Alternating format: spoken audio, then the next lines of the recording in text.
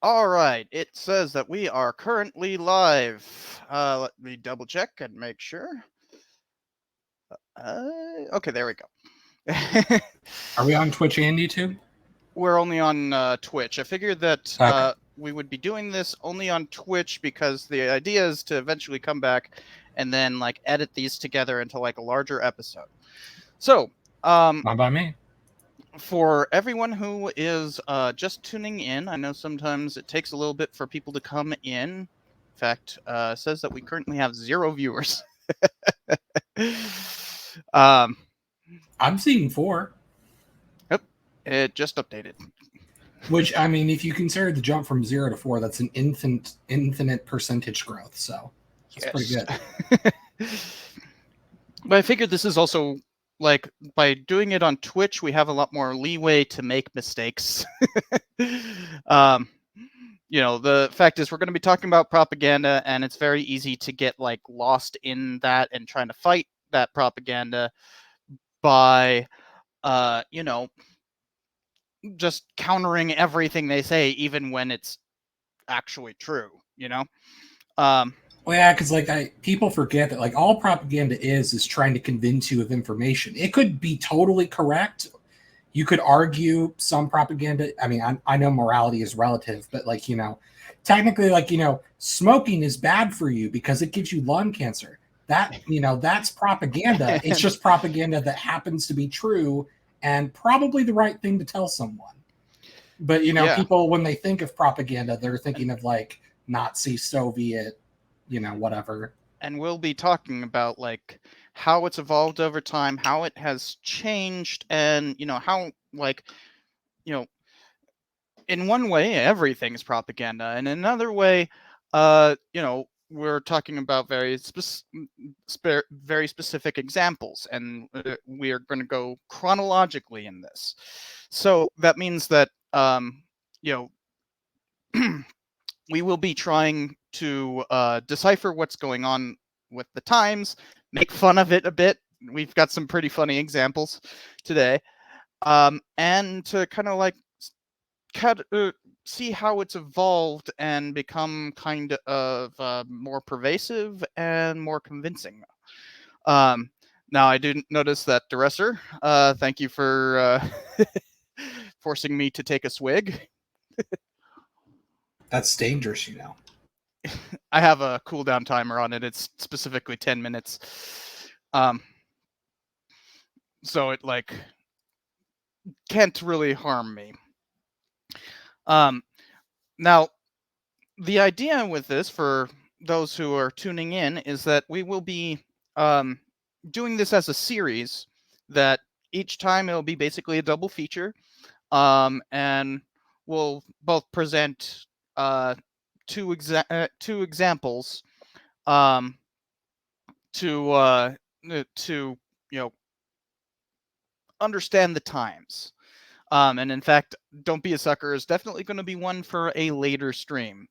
This is kind of the first one, so we figured we'd start off chronologically and move forward. Because the idea is to eventually get to things like PragerU and, the, uh, I don't know, something else as well.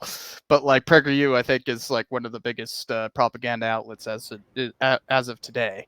PragerU is propaganda based on lies, while Don't Be a Sucker is propaganda that's based. um, so while this is live, we're going to be live reacting to all of these.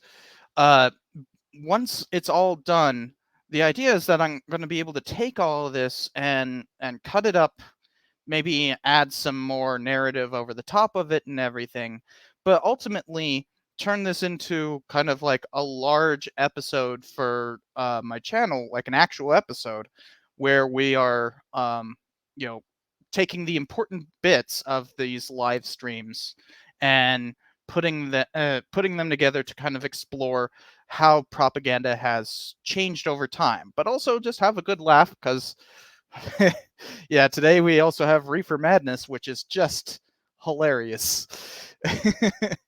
A lot of these will be hilarious. A lot of them will be enlightening, and some of them will be encouraging. I'm sure we'll have to cover, for instance, what's it called? The World War II one, often considered the World War II series. That's like uh, Why We Fight. That's the name of it. Um, and that one's also good. It changed the film industry, and it's very obvious propaganda. I mean, it literally says presented by the U.S. Army. um, even though I think it was Universal Studios that made it, if I remember correctly. But it's World War II. Everybody's a propagandist now. um, so before we get started, Tigerstar, you want to talk about your what? How would you define propaganda before we get started? Just any sort of media that's trying to convince you of information. Well, wouldn't that make all of our stuff propaganda, right? Because we're ultimately making an Well, argument, right? well, okay, but like when I say like convince you of information, I guess I'm implying that like there's a spin to it. Whether it's good, bad, whatever the reason may be. The point is, it's not just 2 + 2, it's 4. It's like, hey, did you know that 2 + 2 = 4 is good or bad? Because you know. We actually see the weaponization of simplistic math like that, where there's often this thing of for instance, there was this old Stalinist what's it called poster that was during the Cultural Revolution, not the Chinese Cultural Revolution, the Russian one in 1929 to 30, which specifically says 2 + 2 = 5, and it's talking about how the whole is greater than its parts, kind of thing. Orwell did it again. Well, it's before Orwell, and Orwell is actually directly referencing that poster. Oh yeah, that's right. I always Yeah, forget that's like 48, 49. yeah, Yeah, so I guess that's afterwards. Yeah. yeah. 1984, I think, was posthumously It, uh, it was either published. posthumously or it was close to the end of his life. Yeah, um, and he died in 49. Animal Farm was also right That before was that. in the 30s. Animal Farm was in the 30s. Yeah, I think it was like 1936. I think. Oh, let's look that up real quick. Animal Farm publication date 1945. Oh, August 17th, 1945. They were like just waiting for Japan to surrender, and it's like, okay, go. Oh, I just realized this is hilarious. I was mixing up Animal Farm with Ferdinand the Bull. I don't know what that is. Oh, you don't? No, that's Oh, okay. So Ferdinand the Bull, it's a children's book that got banned in fascist Italy, Nazi Germany, and Francoist Spain. And the reason is because it's a story about, this big, tough boy bull who actually doesn't want to fight. He just wants to, enjoy the flowers and just have a fun rest outside in the meadow. And the whole book is all of these like tough macho guys like going, "Come on, you bull, fight me, fight me." And he goes, "No, thanks, I'm good." And they, like rip their hair out and stuff. And like it went so much against fascist ideas of like manly men warriors that they literally got triggered and banned the book. And so of course naturally Disney's like, "Oh well, hell yeah, then we're going to animate it." And yeah, they made a cartoon version and it's really great. that sounds cool. Yeah. That could be another thing for World War II is Disney propaganda, because man, Oh yeah. that's because World War II will be the next one, because that had such a important part of this. But let me show that. I know where I can find the poster that I'm talking about. Um, see here. It should be right in here. Uh, maybe if I just search 2 plus 2. Okay, maybe not. Maybe it's a little harder to find than I thought. Soviet 2 plus. Oh well, that plus is probably making issues. Here it is. This poster.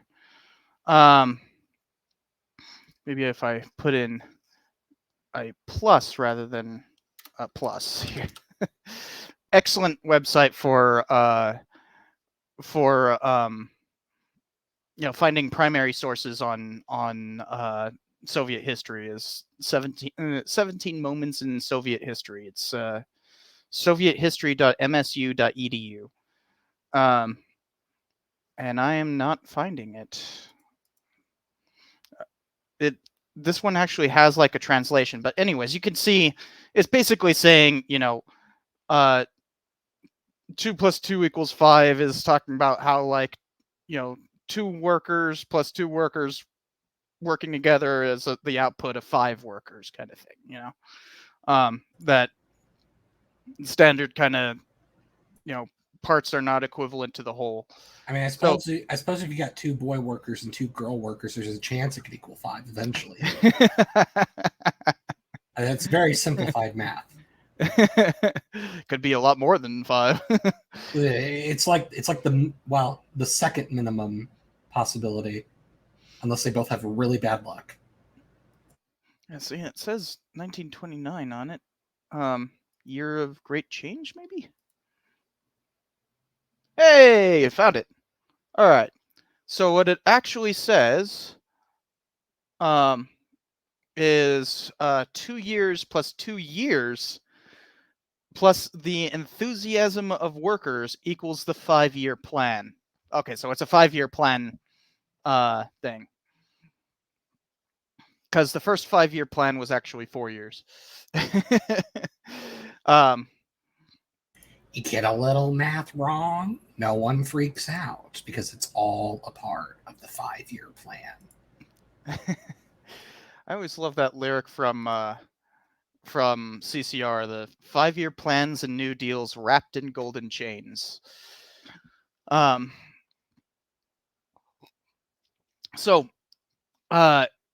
today we're not talking about Soviet propaganda.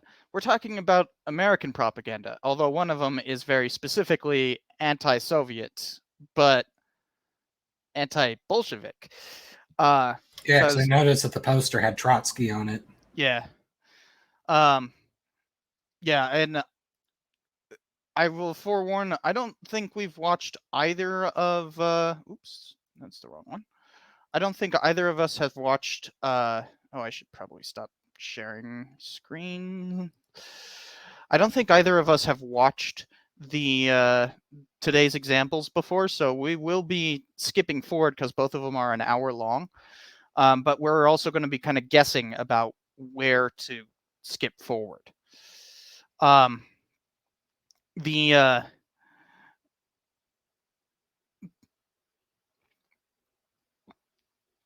hold on, I'm trying to.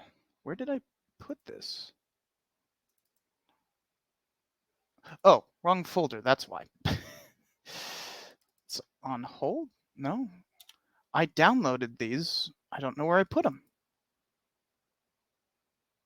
Oh, propaganda examples. It's very clearly labeled, and I'm just like, where is it?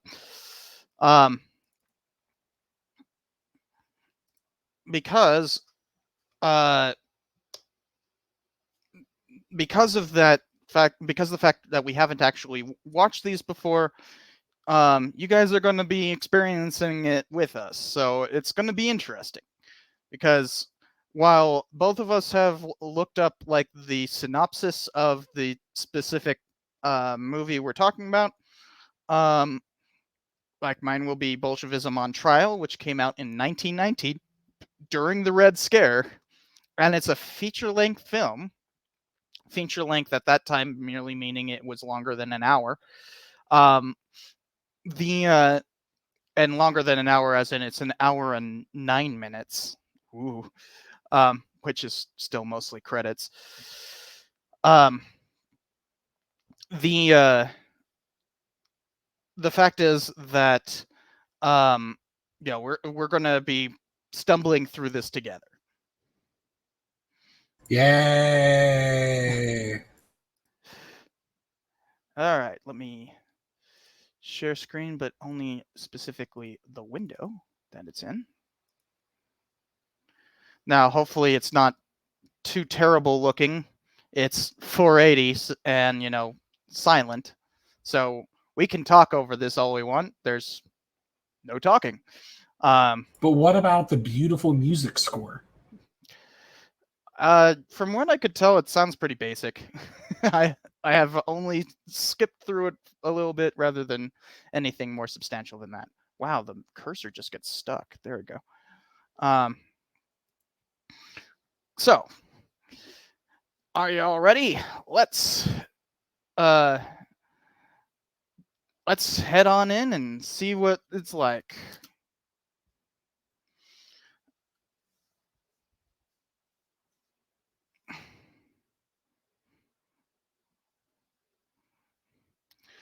From the novel Comrades by Thomas Dixon. I should have known this ahead of time. Thomas Dixon is this person who wrote Birth of a Nation. Oh dear. I should have known.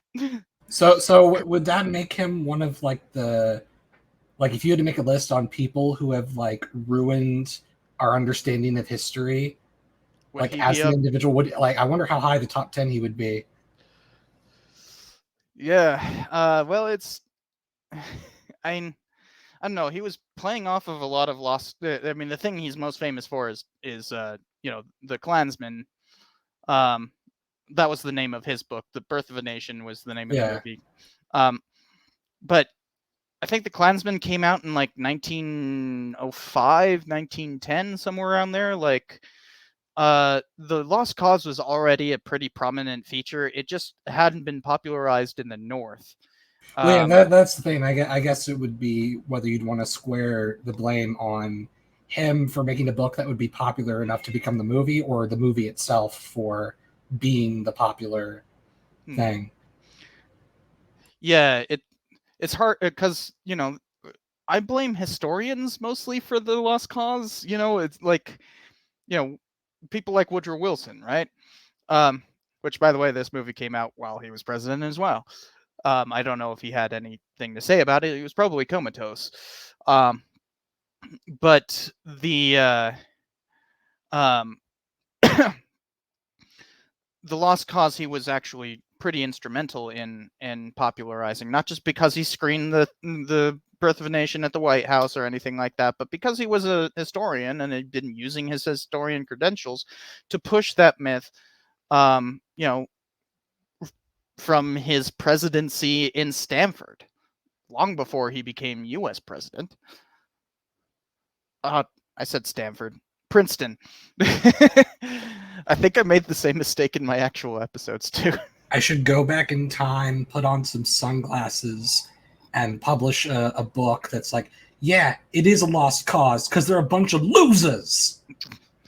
NAACP actually published a thing in 1915 or 16, directly refuting the Birth of a Nation. Realized the NAACP had like just formed. It was formed in like 1911.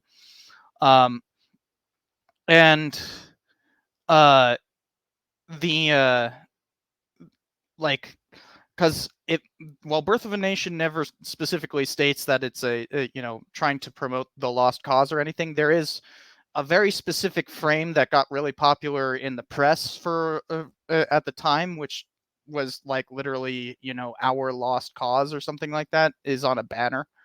And you know so the NAACP, specifically Du Bois, I'm forgetting his first name, W.E.B. Du Bois, um the wrote the piece and uh basically did what you did. W.B. Du Bois was based as hell.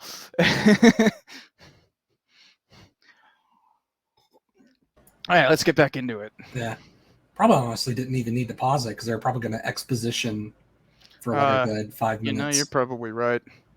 Because it's going to set up this whole thing about like these are, overprivileged youngsters. Colonel Henry Bradshaw, a brain worker whose inventions have increased the comfort of his generation, created work for thousands of employees, brought wealth to himself. Henry whatever. I mean, we're honestly lucky that this film even still exists.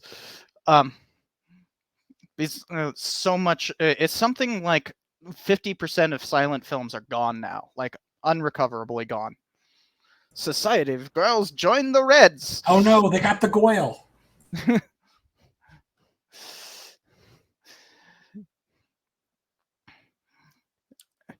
Wow, they really didn't expect people to be able to read.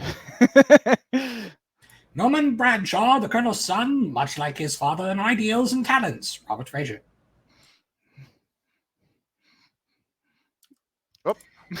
Oh, they're introducing the people. Okay. What's it all about, Dad?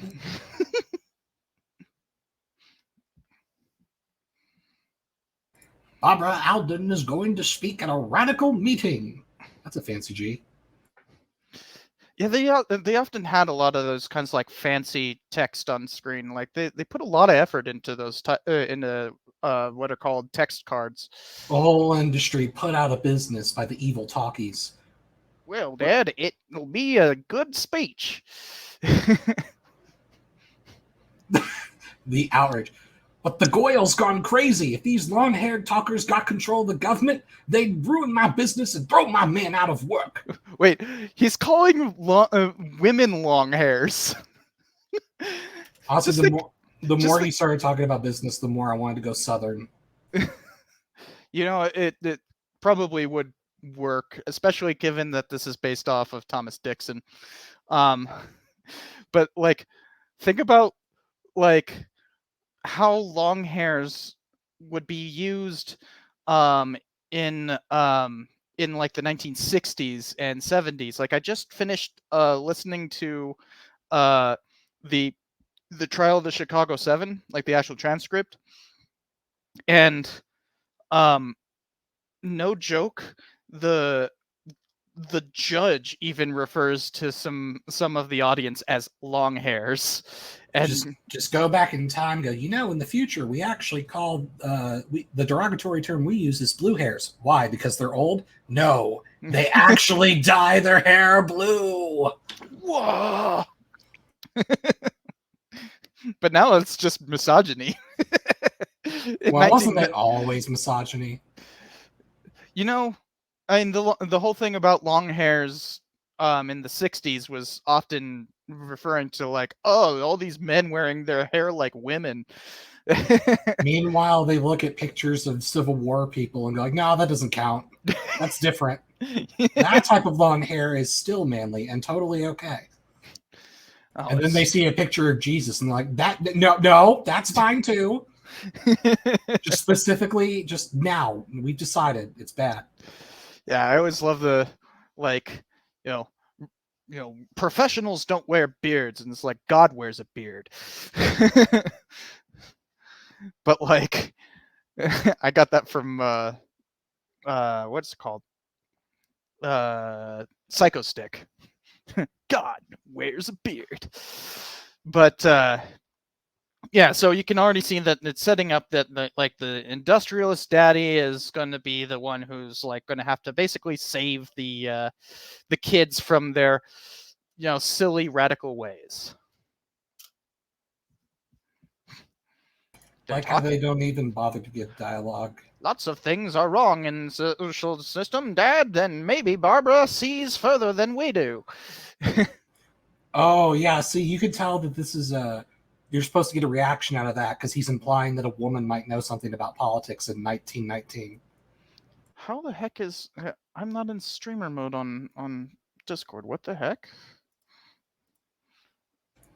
I think it's because you're using this instead of OBS. Okay. I gotta exit out of Discord then. Hopefully didn't miss anything. But how are we supposed to read that handwriting? Wait, yeah, I think we are. who Who who should should free feed and shelter the unfit and the unfortunate? unfortunate? Okay, generic. Who will help the poor people? Yeah. Yeah. Or maybe they did that on purpose. They wanted us to not be able to read it, so they go like, "Oh, what evil, devious, communist pinko stuff is she writing about?" Yeah, unfortunately, I couldn't get this in anything better than 480. And like it's very clear that this is like, slightly upscaled from 240. Nancy, the colonel's only daughter.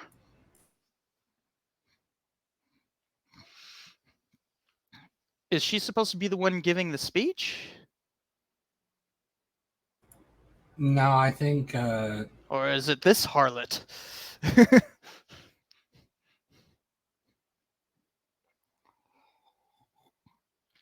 That lady's like hesitating to go outside, I think is supposed to like mean something. Can't stand the light. arguing with father again. Why do you cross him?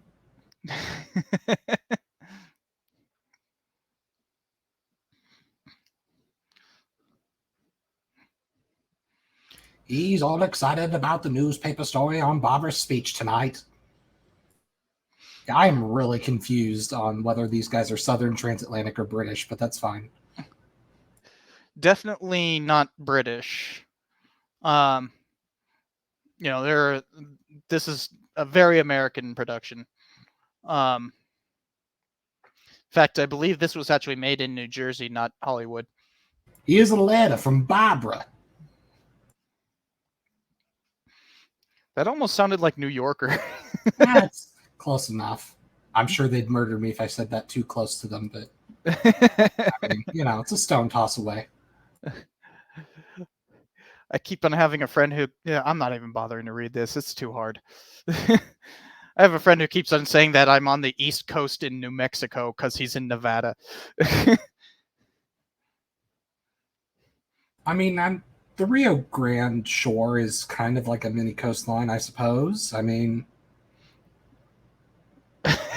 I guess it's not a barely beach, a stream but here. it is where water meets land. Like it's It'd be all fun to like... go to the meeting tonight. Okay, yeah, I can't.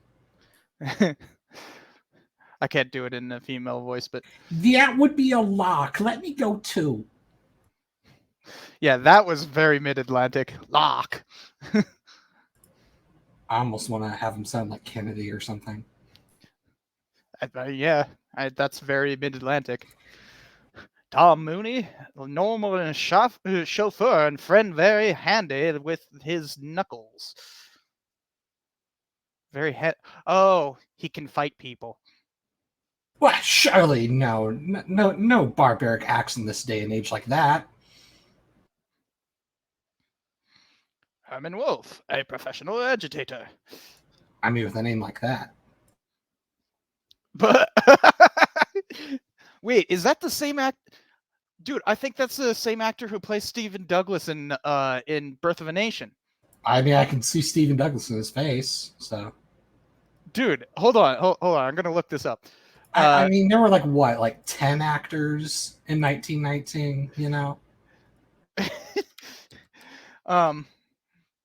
Hollywood's actually pretty well established by that point. Let's go to Bolshevism on trial. That's going to be funny if it's the same Stephen Douglas guy. Let me hit present. He also kind of looked like he could have played Daniel Webster. Actually, he does look like Daniel Webster. That's right. No, not slides. Dang it. Hold on while my Luddite self tries to actually do something with technology. Okay, so what did they call the professional agitator? Wolf. Herman Wolf. Leslie Stowe.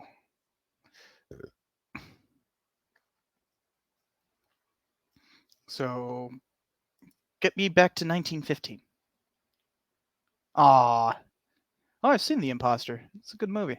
It's based on what's it called? The A source material. but Dostoevsky. Um, yeah, I don't recognize any of that. He's just a generic bad guy.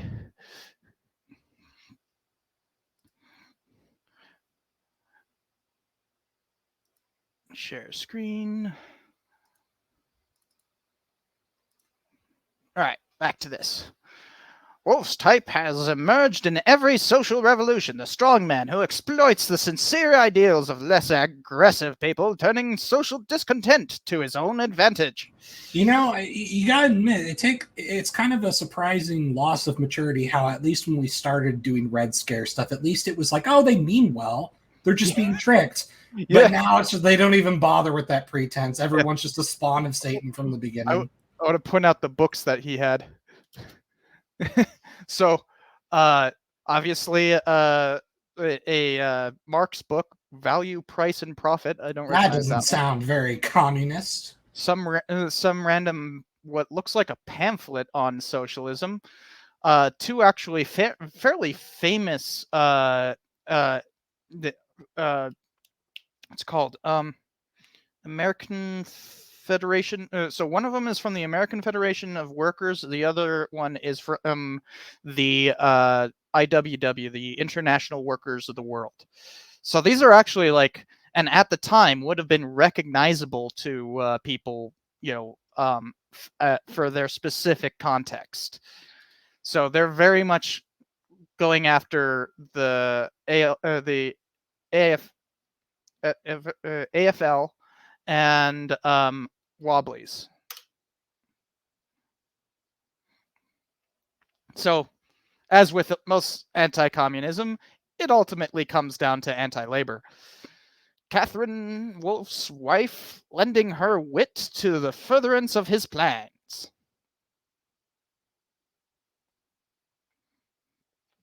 And I will point out this movie came out before Emma Goodman was deported, and you can notice that there's kind of like a look at these evil people, shouldn't we do something about that? We've already seen this newspaper. Okay. And that's supposed to be Barbara who's going to be giving the speech. I've made the break, but I didn't expect so much publicity. Now, these are supposed to be high society folks, though. You are the hope of a great cause. Don't tire yourself before your speech tonight.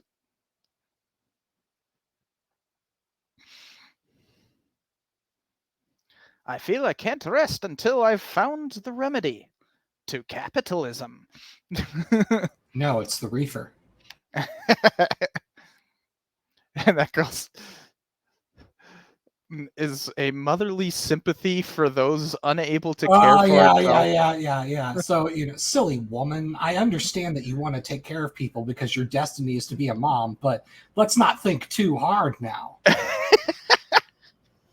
Because literally, the 3 times that they've mentioned a woman is smart, 2 times it was naivety, and the other time it was, oh, well, she's evil. Yeah. Well, think about it this way. There's also a social context in terms of, women being smart and capable. That would mean that they might have the right to vote. No. Wow. I mean, well, oh my goodness. Look, thankfully, in the year of our Lord 1919, such degenerate futures are eons away. All 1 year. But this movie came out before the 19th Amendment had been approved in Congress. So, yeah, this is early in the year. This is like was made basically in response to the Seattle general strike. Hmm. So, like, when they're talking about, oh, women, they can't possibly be equal. If they get political, then they, lose their motherly attributes and all that. Like, those are direct talking points from the anti-19th Amendment folks. So we can already see how propaganda weaves its way into the narrative to just kind of like reinforce talking points. And this is 1919. Now, if I was directing this, I would have Woody Guthrie come in and El Caban all of them. Was he even alive at this point? I was probably a kid. Yeah. Well, no, he wasn't old enough to fight in World War II, right? Okay, Woody Guthrie was born in 1912, so he'd be Oh, 7. okay. Wait, did he serve in World War II? I don't know if he served. I mean, I know he wrote the various like songs. Oh, no, yeah, he was. He was a merchant marine, and then he was in the army. Oh, wow. Okay.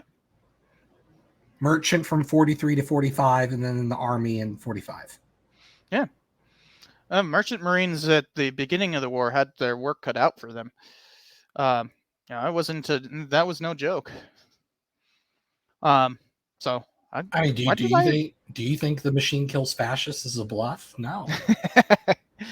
I mean, in all likelihood, he actually did end up shooting a lot at submarines. So yeah. God bless him. All right.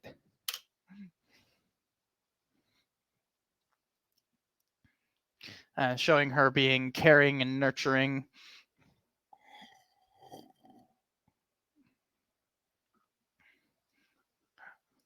Oh, did I? Oh, Duresser came by. There's one thing on my Twitch that I have to take a swig now. So No, resist the devil's liquid. I figured as long as it's about one beer an hour, it's fine. I also chose a beer that I don't think has much alcohol in it. Oh no, it's 8.5. Never mind. I thought it was like 6. See, this is what happens, folks. You lose track of your basic sensibilities of math. Eager to see reason for Barbara's actions. Oh, that's the father, right? No, that looks different. Yeah, the father didn't have a beard. Yeah. That's like a tramp, I Oh guess. no, a vagrant. I figured the way he was walking, he was doing a bit. By this point, Charlie Chaplin was already playing the tramp. He'd been playing it for 3 years and was already quite famous. In fact, this year would be the year that I'm forgetting Chaplin's actual name, but he would sign on with Mary Pickford, Douglas Fairbanks, and D.W. Griffith to form United Artists the same year.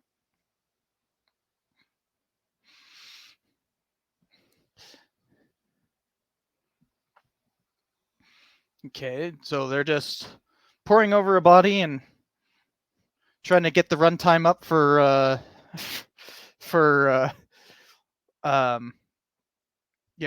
the real, because at this point people measured the length of a movie by reels, which were roughly about 15 minutes, and we haven't made it 15 minutes in. But I think we could skip forward a bit because it's basically establishing she's an inherently good person, just being led astray by these not propagandists, by these agitators, as they say.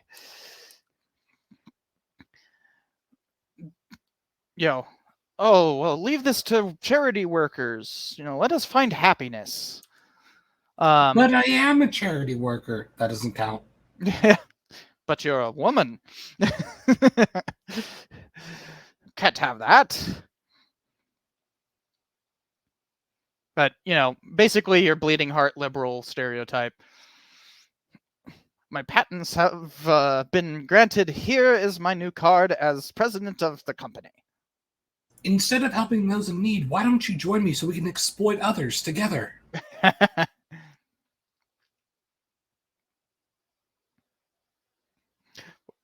It's one of the annoying things about silent films is that you could see them talking and then you have to wait to read what they're talking.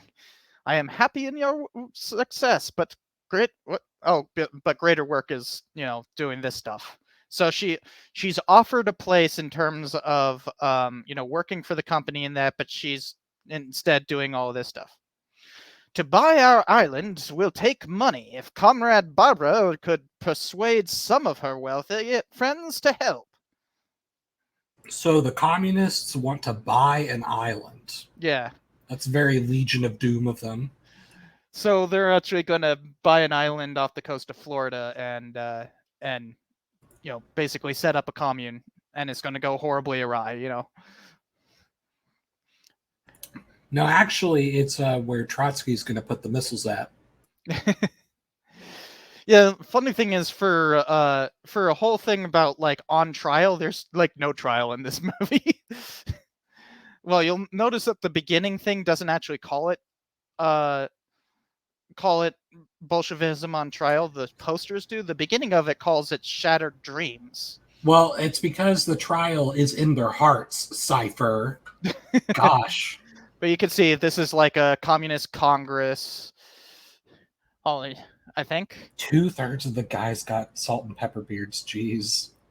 Yep. Okay, so this is like, a socialist meeting, which was actually quite popular at this time. Fourth most popular party for the election in 1912, third most popular party in 1916, and third most popular party in 1920. I mean, that's probably why the language is so light. Light and forgiving. Because specifically saying like these are evil people. It's just that they're misled. Well, plus it's like even if you ignore like the Socialist Party, you still got like high amounts of just pro-labor sentiment in general. Paradise Island, with its lovely hotel built for a winter resort, can be bought very cheap. But then Wonder Woman shows up.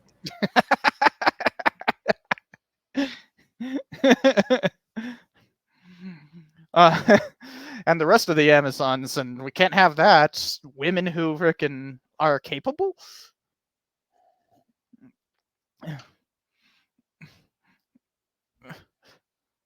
Who accepts with difficulty. Workers teaming up. I guess I have to accept that notion. Sensitive ear.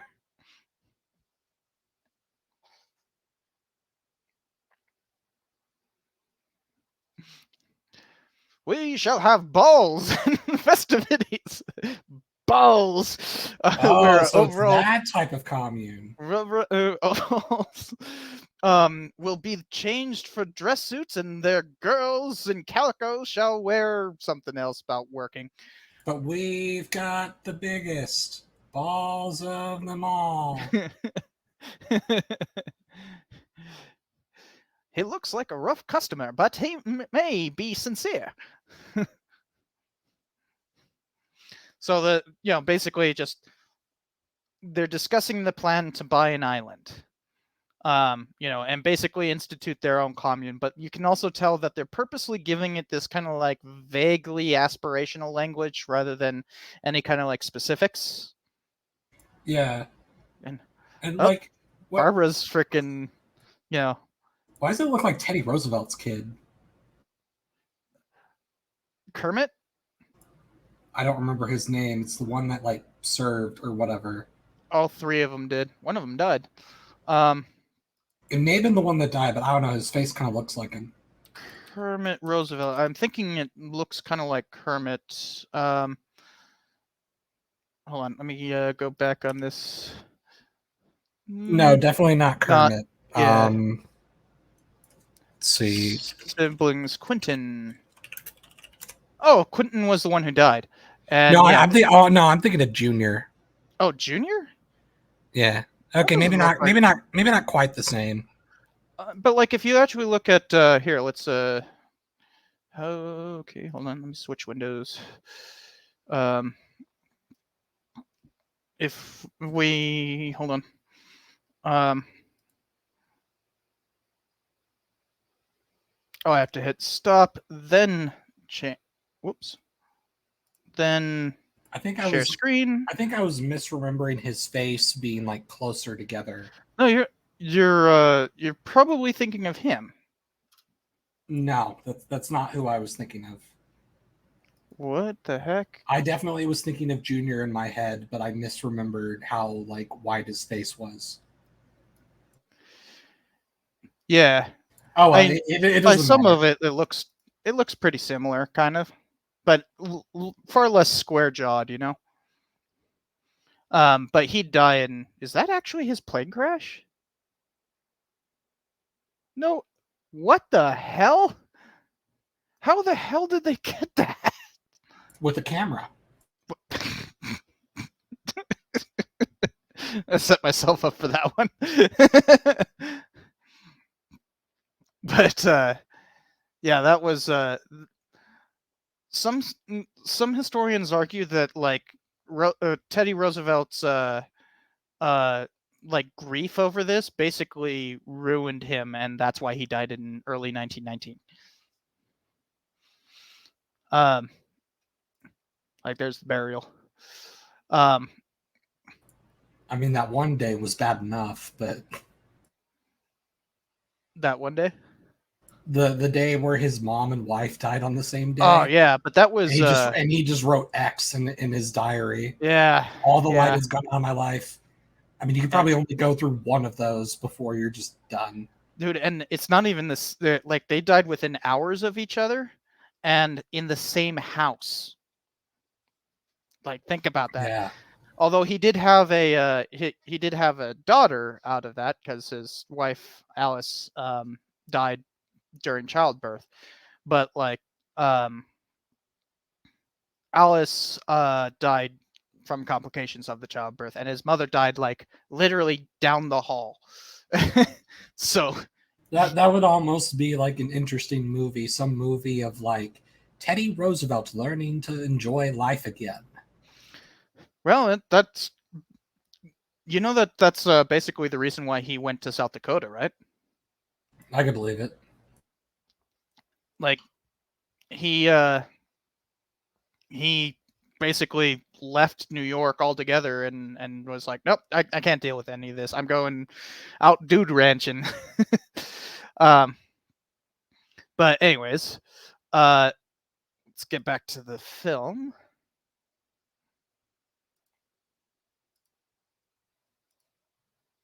Not entire screen. There we go.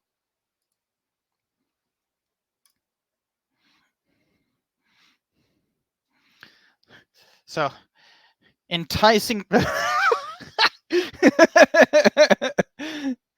It's in here, you rapscallion. Everybody else is laughing at him. Ah, so we've established that the communists are bullies. That they're easily bullied, actually, because it's that one guy was communist, and this guy's the chauffeur. Remember the guy who's good with his fists. I'm tired of this talk fest. Let's run out to a cafe.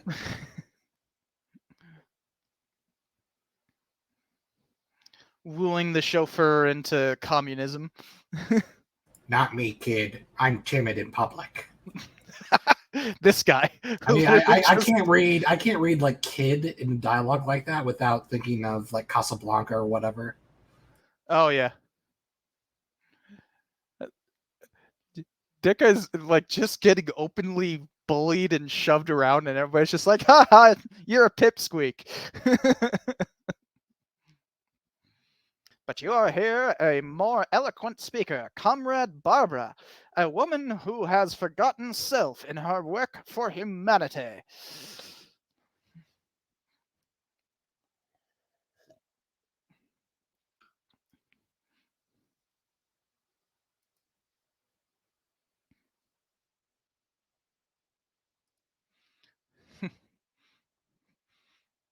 comrades, I come to you tonight to show you how to make the world better.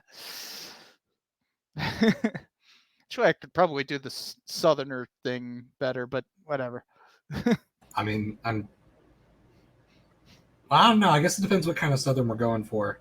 There must be a way to so the hardship and poverty shall disappear.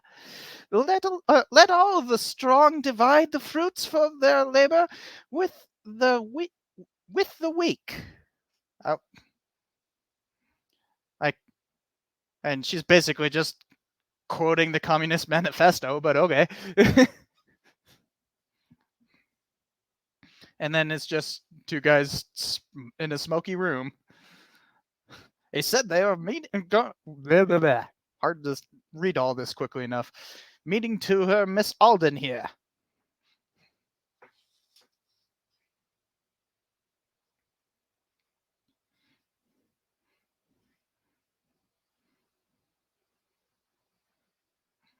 Is that supposed to be Marx? No, okay, it's just random people. If our plans triumph, that's hard to read. I see the glorious fulfillment of blah blah blah. Okay, we get the idea. Now that sounds like a red flag right there.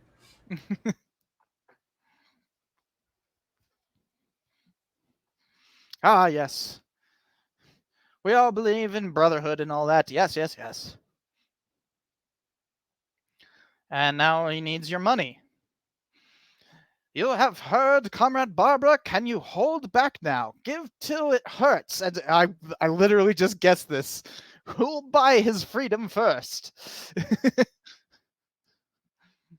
Like literally using her to get money and to buy their own like private island.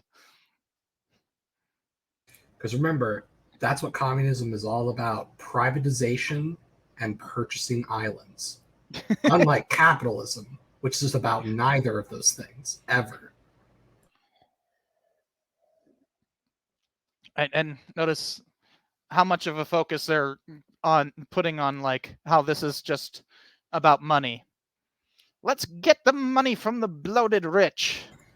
So remember, the lesson is there's nothing wrong with helping poor people, but if it's Sit down, you communism, bums. then it's being tricked into not helping poor people. Got to prove our faith. So, like, instead of taxing the rich, they're like, no, we just need to freaking draw money from our membership. Like that's so what communism is. But that's for a just and great cause. We must make great sacrifices, must succeed by our own efforts. I think I'm going to go with Mid-Atlantic. It just works.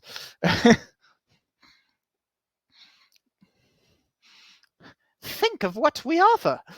Of what we offer humanity. Oh, the humanity. Look, she even did the like cross. She's like, ah. See, that proves it. Communists are the Antichrist. Friends, if Comrade Barbara's plans can be carried out, I want to help. Let's make the experiment. Maybe I stop fading. One of the bloated rich, but I believe this plan is worth trying. Now, see, if these were real communists, this would immediately cause a bunch of infighting, and then they'd never get anything done.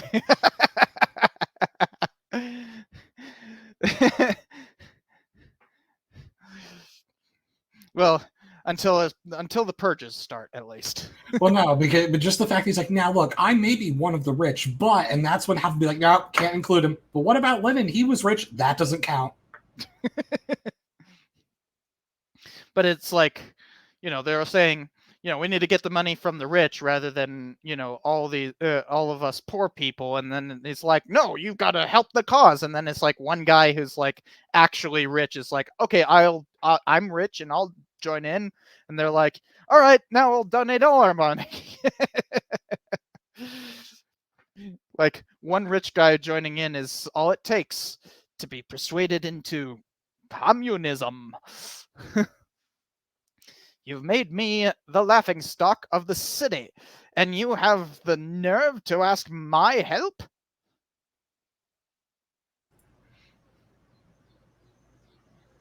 Well, Basically, I want to try candy with this guy. Oh, uh, maybe he's not going to talk. oh, he's talking.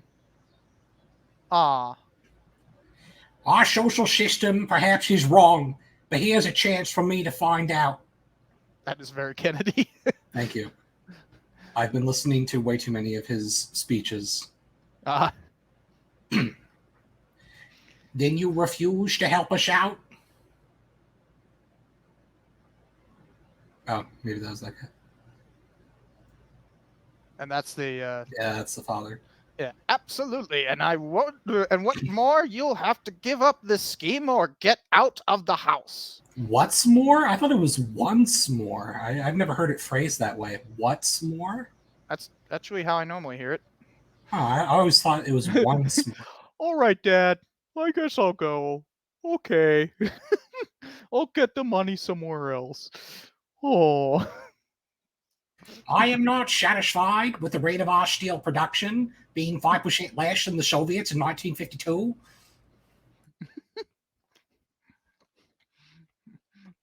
I wonder if we actually have comparable steel production statistics. I would think that the Soviet Union never beat us on that. All I know is that I just remember Kennedy was talking about stuff like that. Not until you come back sane. Oh, man. I have no son. He just got disowned over communism. I mean, to be fair, that would happen a lot more in the next coming decades. True. But it's also like, notice that here, he'll get his island and a lesson along with it. Oh, that's a hell of a quote right there. Don't worry, dear. That, because that's kind of like the theme of this entire movie, right? Yeah, in a way, it's not anti-communism so much as anti-communism. It seems like, Yeah. because they're not really talking about the philosophy of like Marxism or anything. They're just talking about the idea of a collective society, which I know that's a part of it, but So like, obviously they're adapting a book. Although that's a good question. Is when was the book written? I mean, I suppose because like this is before the Soviet Union had like formed in 22. It's like the war is ongoing, so I guess like the French Commune is still the but this main is example that they have, I guess, right? but this is also during the Red Scare of 1919. No, I know, but what I'm saying in terms of like a model that like established itself.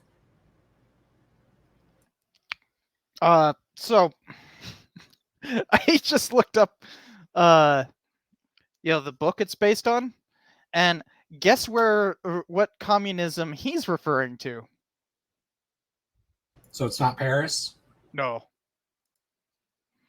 No, think about like the place that people complain about being the most communist in the United States. Portland, Oregon. No, I kid you not. It's California. Oh my god. This is about California communism. I mean, I suppose to be fair, at this time California was voting red. Oh, as in Republicans, yeah. California was a Republican stronghold. I mean, this is when Hiram Johnson was actually governor of well, not in The in progressives, 1909, they're but basically 1919. Stalin. I didn't. So we shouldn't be saying it in like, because I have a California accent already. But like, Yeah, Candy's more entertaining.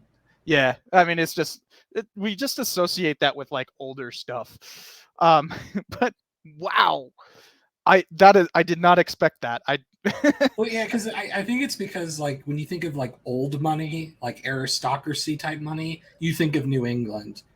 Like California, you're thinking like, oh, these are like adventurers who moved out there, Dude, and so like the people who are rich are going to be more like new money type people. hold on. The freaking upright, uh, you know, guy who's refusing money. Oh, he It's is Southern. he is Southern. He's a Confederate veteran. Of course he is. Of course he is. Like, we are talking about freaking Thomas Dixon. So, you know, who happened to be roommates with Woodrow Wilson in college. Oh God. But well, that's part of why Wilson was so supportive of Birth of a Nation, was because he knew Dixon quite personally, um, and was a heavy supporter of Dixon. Um, yeah, it had less to do with like his belief in history and more to do with like just personal friends. But anyways, that's funny. California communism.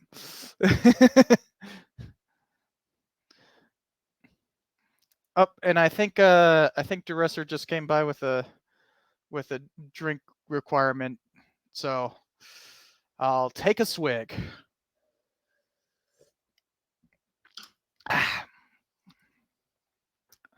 Duresser, I swear, literally will like put a timer on it, and she'll straight up just like wait there for 10 minutes, just so that gotcha. Wait. What was terrible? My Kennedy or the thing that we're watching? Yeah, that's a. I mean, I guess my Kennedy could be terrible. I don't know. I think it's pretty spot on. yeah, I think it's really good actually. Um,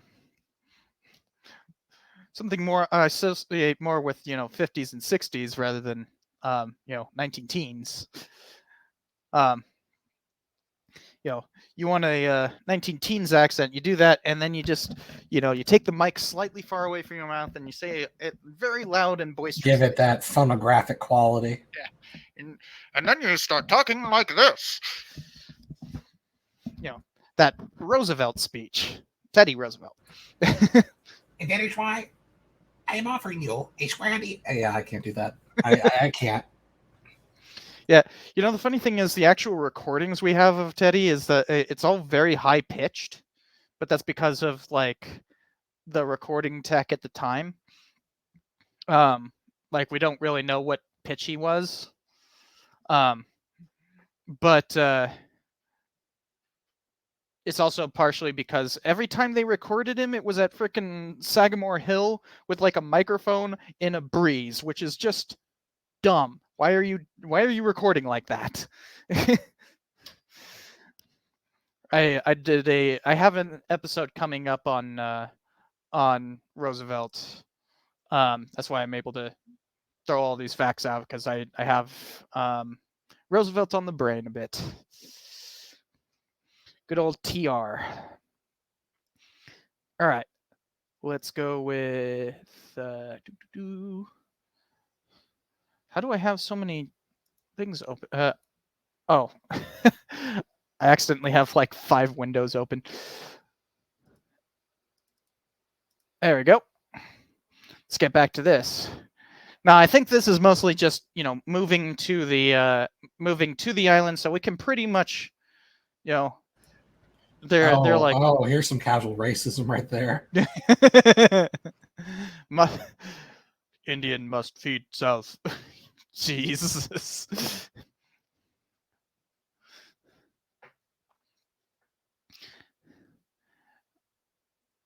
What is going on here? I did not read about this in the synopsis. And I want you to join both to both join the colony. He may need help. The colony is going to fall apart as soon as there's a non-white individual there. Just you wait and see. Me tame Indian. Oh my god. No, like red. But god. Wow, this is count me in. I bet this guy Wolf's police record would read like a ghost story on a dark night. I love this so much. Just like casual racism, just mixing with like. I mean, red look, for baiting. something from 1919, it could be way worse. I don't know. This is like a high point in terms of the like what's it called, the sympathetic red man is the term. Basically what they're showing here is like they're saying that like the Indian guys gotta freaking like help make sure that this colony actually works. So they're like straight up saying like, hey, you know how to work the land, like. I know, I understand that. I'm just saying the Yeah. racism in general for something from 1919 could be worse. Like Al Johnson could show up in blackface or something. I mean, I'm not. Look, you're just gonna have to watch the rest of the movie, because, yeah, well, That sounds very foreboding. Are you saying yeah, there is Al Johnson in blackface somewhere in I don't here? know who the actor is. Oh God. There is blackface. And by the way, hello, Osage. We are just talking about American Indians, so good username for joining. Though we're talking about very racist stuff, hilariously racist, honestly. And so an average lot Those of are people. his words, not mine. It's, I mean, so here's another thing.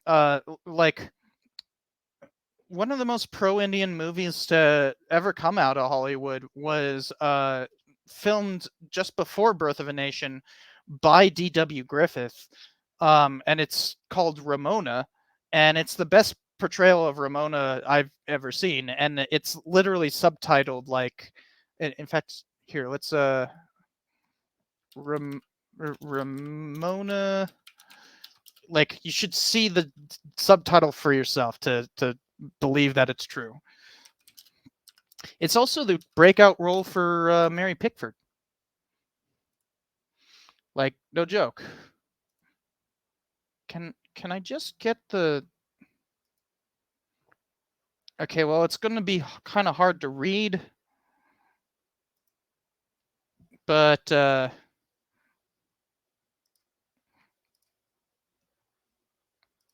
share screen. But it's literally called A Story of the White Man's Injustice to the Indian. Like, that's the subtitle, and it's D.W. Griffith. People are weird. Yeah, well, and it's also, but here's another weird thing. That's Mary Pickford. You could tell because she's tiny. Mary Pickford was short. She was like 4'10". Like, she was short. Even in the poster, they like play up the. Oh, this is United Artists. No, that's different. This is the one I'm talking about. That's up in the Hollywood Hills, and that's Mary Pickford. Yeah, actually a really good movie, like, no joke. But Mary Pickford appears in brown face. That's her literally wearing brown face. Oh boy. Yeah, well, you know. Sign of the times. 1910. It's 1910 when it was. Okay. But like, yeah, it's actually an excellent movie.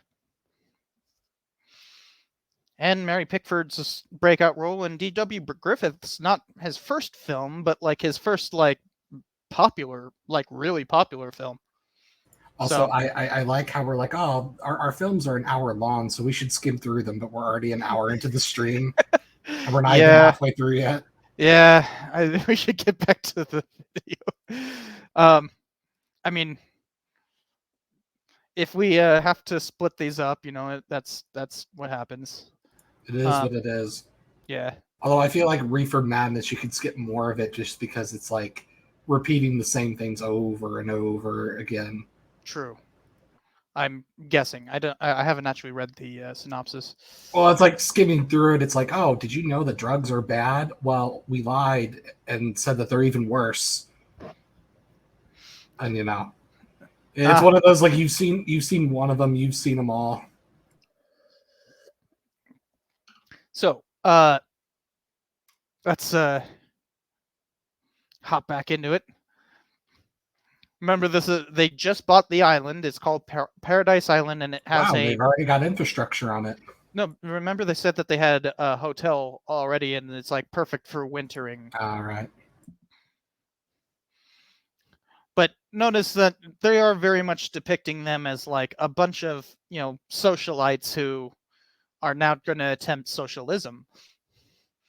I've Yeah, got you to got have a you, mine with a have mine with a bath. Oh, room.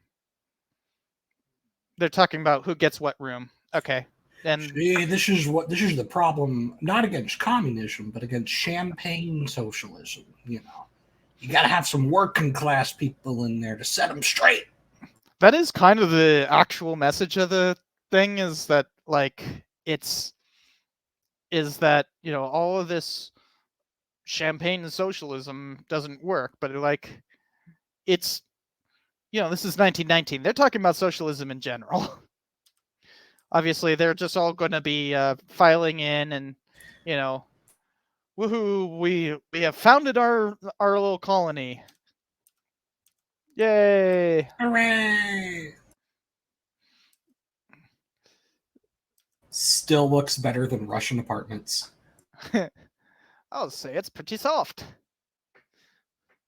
Basically, saying, "Oh, what fine digs we have!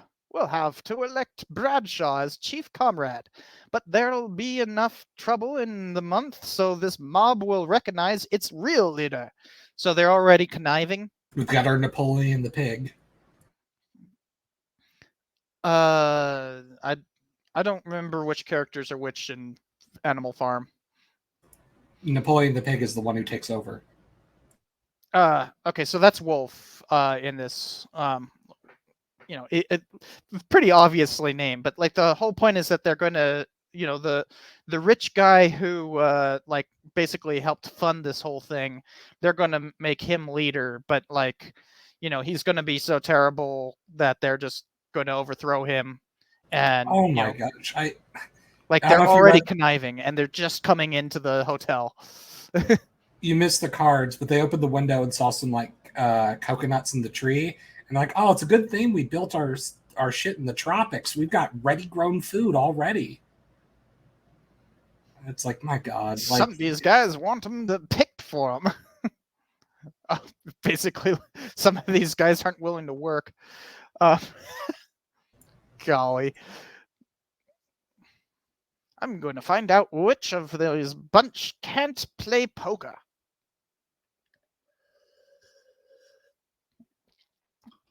So, yeah, like the point here being that they don't know what they're doing, right? and there's already a bunch of bad actors and yada yada yada. Yeah.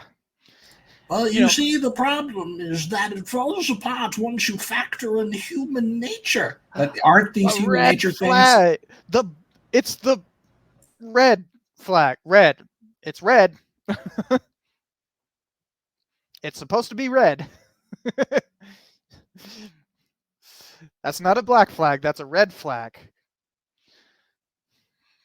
I mean, they did say there's no police, so you could argue they're anarcho champagne socialists. So it could be a black flag. The first meeting of Norman unanimously elect him chief comrade. I wonder if Norman was intentional.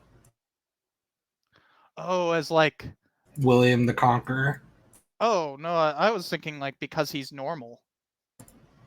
Oh, well, okay. That's probably more likely. Yeah, because I mean, Hey, Feeling Wolf on is a... these slips, the occupations you are bet. Oh, there goes my voice. Uh-oh. Not because of throat issue, right? A little bit, but it's not too bad. I think there's just a little hiccup. I've also been chugging a lot of water because it's too damn hot outside. Yeah. I found like a pack of water bottles where like the bottles are like a foot tall. And I'm like, yes, I'm just gonna chug through all of these, and I'll probably sweat them all out by like midnight. Oh man, I just have I have water bottles just like littering this place. Like there's one behind me, one over there, two over there actually. Um, I guess they're just like, It's like, whoa, they're filling out job applications. Like, all right, what are you good at? I'm an artist. Wait, I'm an artist too. Oh no, it's a commentary on Twitter socialists now. Notice that the American the native dude freaking like straight up just crumpled it. He's like, yeah, I know I'm going to be doing all the work. Also, notice the music.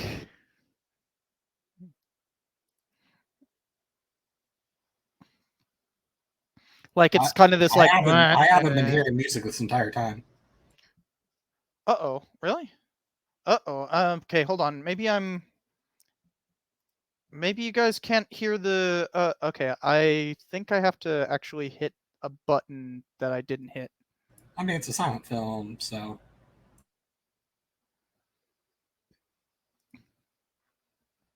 Oh.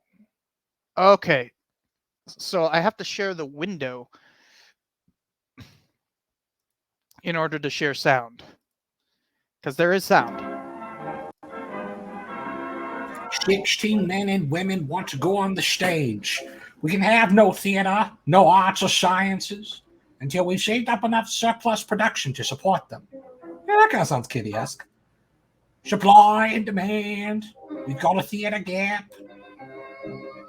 Not one offers to wash, cook, or plow, build sewers, or weave clothes for our clothing. Can you hear yourself when... Oop. What the heck? Can you hear yourself when when you're talking, by the way? It just told me that you might be able to hear yourself. Not that I can notice. Like But right I'm not, now, you're not hearing yourself? not in here, but I'm not watching the stream, so. Yeah, well, that's the main thing. Can you hear the music? Yeah. Okay, well, it was saying that it might happen, but you know, to ask your guest if that'll happen. This is a different window. We need heroes and heroines of labor who will volunteer. Ask not what the commune can do for you, but what the commune can do for itself. And For California. Remember, these are Californian communists. He's still candy. I don't care. They won't volunteer. You have to draft them. Notice he does the... All right, the LA Rams have made their draft selection. Each comrade will be assigned the work he or she is best fitted for. Slackers will be something. I didn't get the last Disciplined. one. Discipline. Ooh, party discipline. You can't pull that stuff on us. Ah, but you signed the contract. This is a first step towards tyranny. Unwilling labor is slavery. Oh no, freedom has become slavery. Orwell did it again. And Orwell's just a kid at this point. And mind you, this was actually a really popular movie. Those who have grievances may present complaints at the daily council meeting. We are adjourned.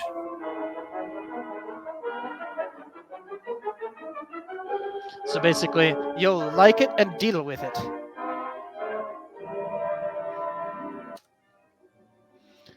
The complaints begin very soon. Sure, Wolf gets my vote. So notice that Wolf is starting to like use the unpopularity of this. No position will be beyond my reach. So like he's very much like being portrayed as like having a Napoleonic complex.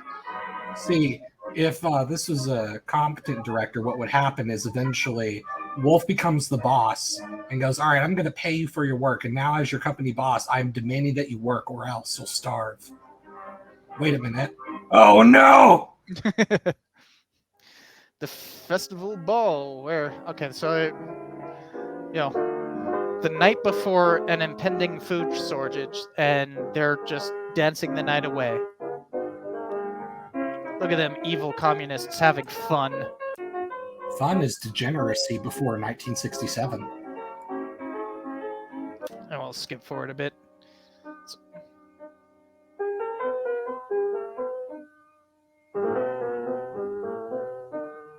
I'm almost just expecting them at this point to go, we need to grow the population, so let's ration out the women. Oh no!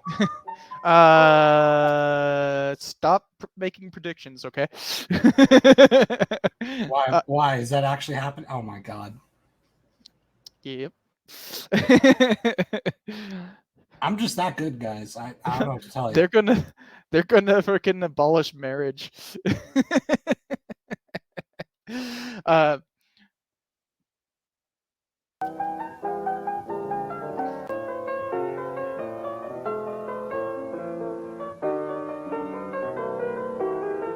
Dancing in the desert, blowing up the sunshine. Give them a dose of darkness. So, actual workers being annoyed and screwing with these champagne socialists.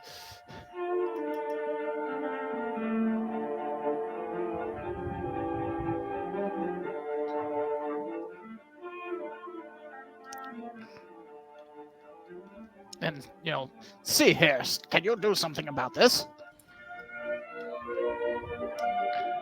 Ah. I've never seen Saturday abbreviated like that. Sat-D. Sat-D night. I think it's supposed to be like saying like, look, this guy talks like Yeah, I get it. It's just, it's just like, really? It almost seems like a boomer trying to understand modern slang or something. It's just like, really? So this is where like the rubber meets the road, right? No money, no lights. Turn them on and I'll take care of you out of my own pocket.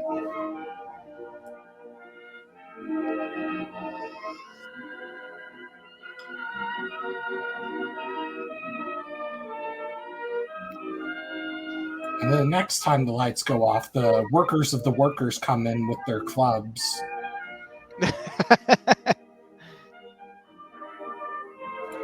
There was a little trouble in the engine room. Nothing serious. Nothing bad ever happens to the Kennedys. Oh,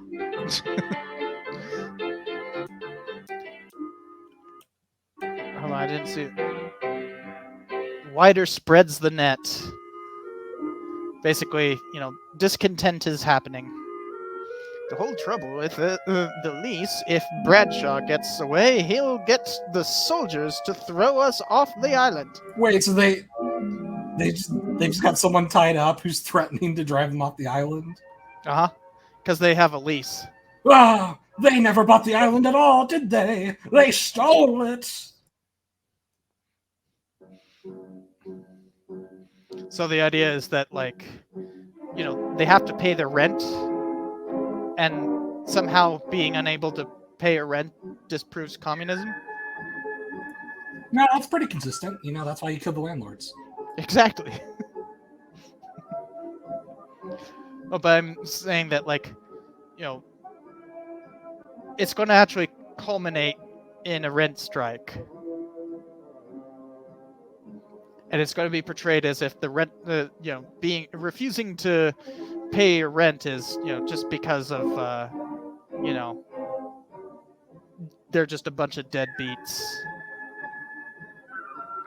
Ah, yes, the problem with equal pay for equal work. Some guy's not as good as me. That's not fair. You gotta have wages, big wages, so no one eats. So, you know, You've gotta pay got to keep some people poor or no one will be happy. gotta pay for some things, and you know and like people have to get paid for their work, right? They kind of a basic principle, right? Like shouldn't be that controversial, but you know they're portraying it like you know these socialites who want to be socialists, um, you know, aren't capable of working, so like you know they just expect all the workers to actually do it for them and that they'll just pay it out. Also, this score that's playing right now, I've definitely heard this used in the SpongeBob. A lot of these things are pretty standard fare. I Yeah. like Like that's definitely been used in the SpongeBob. a lot of the scores would get reused, especially in the 19 teens.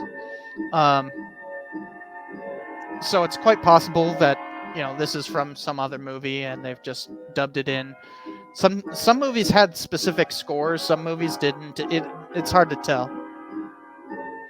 Oh, I just remembered they used it in the episode where like they're like non-stop 24-hour shifts and they're getting more and more Oh, tired. about to have some fisticuffs.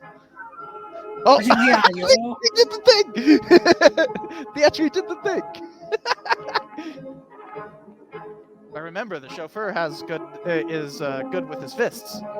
The kitchen help.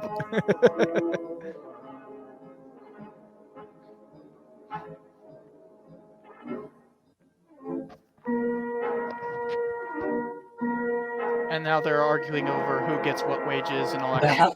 The help does all the work while the top chef just stands there. That totally never happens in capitalist kitchens ever. This is the island of brotherly love. You love me? So do you love me? Right after he beats the crap out of the guy. I was almost worried, like, oh no, now all the communists are degenerate gays now. No, he had just beat the crap out of the guy, and now he's like, "Hey, this is the island of brotherly love. You better like me, right? Right." So basically, forcing the workers into accepting their low wages and everything through fighting and that, because that's totally not something that happens under capitalism. No. Oh, so he's coming back in all sweaty and dirty. I showed him some of the beauties of communism. Just naming your fists, the beauty of communism.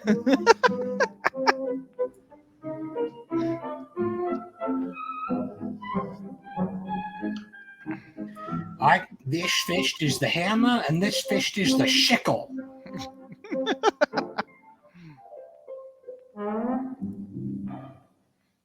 Oh, why does it do that? Hold on, I gotta minimize. Apparently, every time I click on the interface, it takes away that screen. So hold on a second.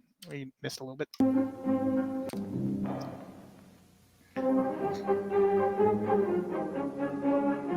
Well, you're probably skipping ahead a little bit because we already kind of see where this is going, you know. Yeah, I think we. So basically, there's going to be a bunch of discontent over like who gets what money for what work and all that kind of stuff. And they're skip ahead like 10 minutes, like once like everything is like literally falling apart, because I feel like, you know, that's where it's all heading towards. I have. So this is, you know, they're forming a constitution, trying to like actually figure out how business is run.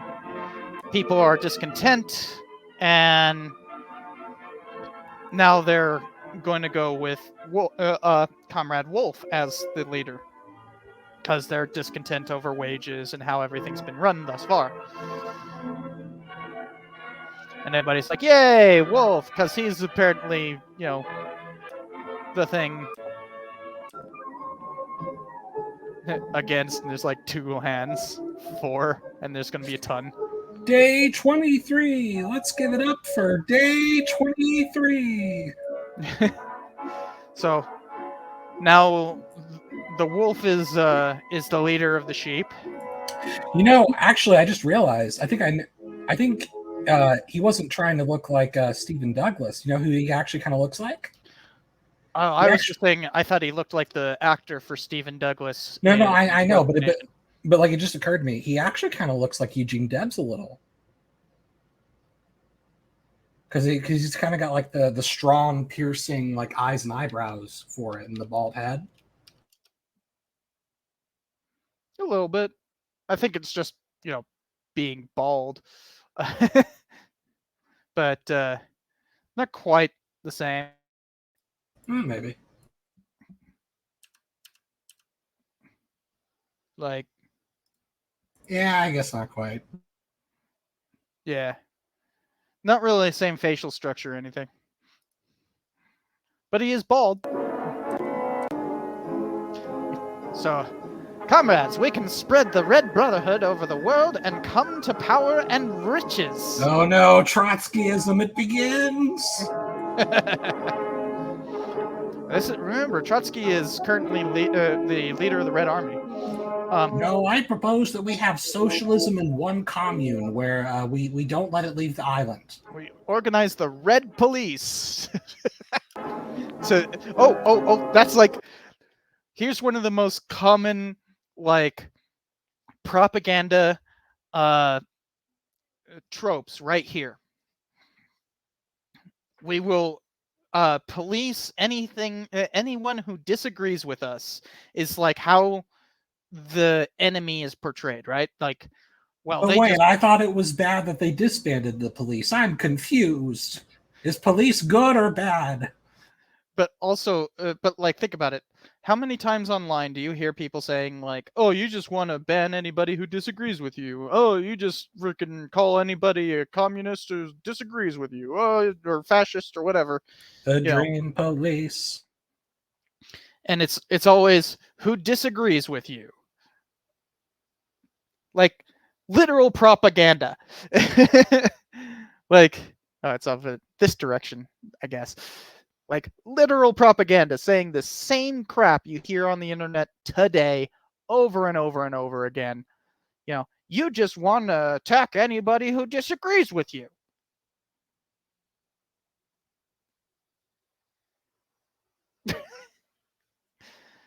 This is so common.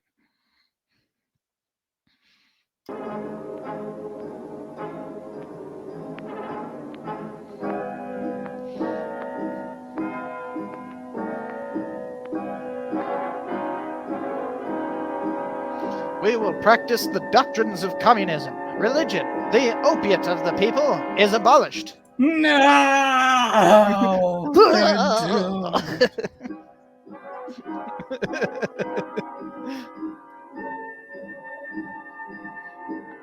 The marriage laws, here it is. The marriage laws will no longer bind us. Divorce will be on application. The state will raise the children. I promise absolute freedom.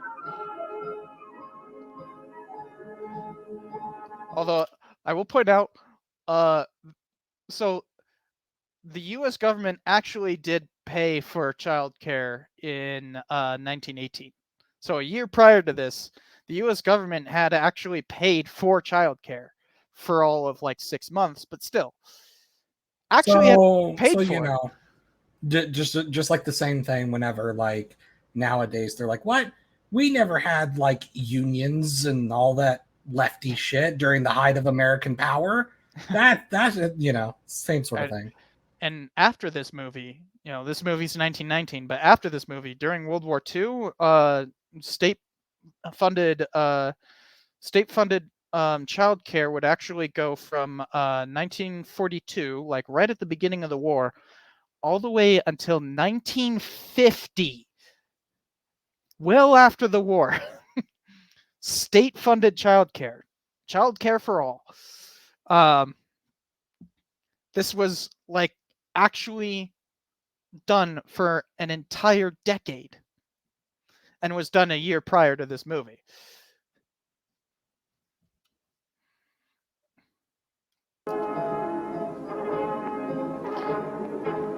Yeah, they're all enthusiastic about it right away. Oh, and side thing, will one of the mods take care of Operation whatever?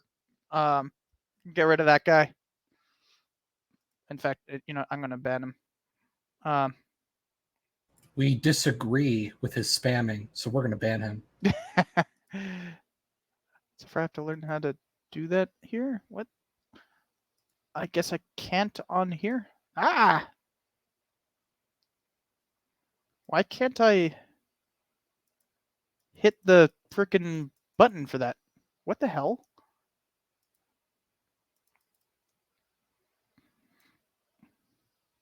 Now, whatever.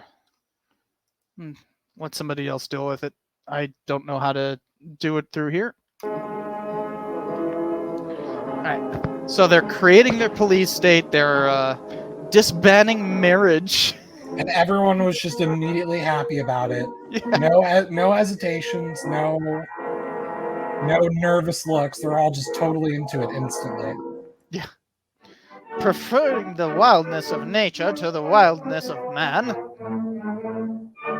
Period. It's a run-on sentence. Oh. Then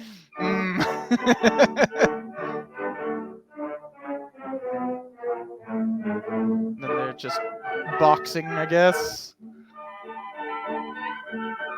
Okay.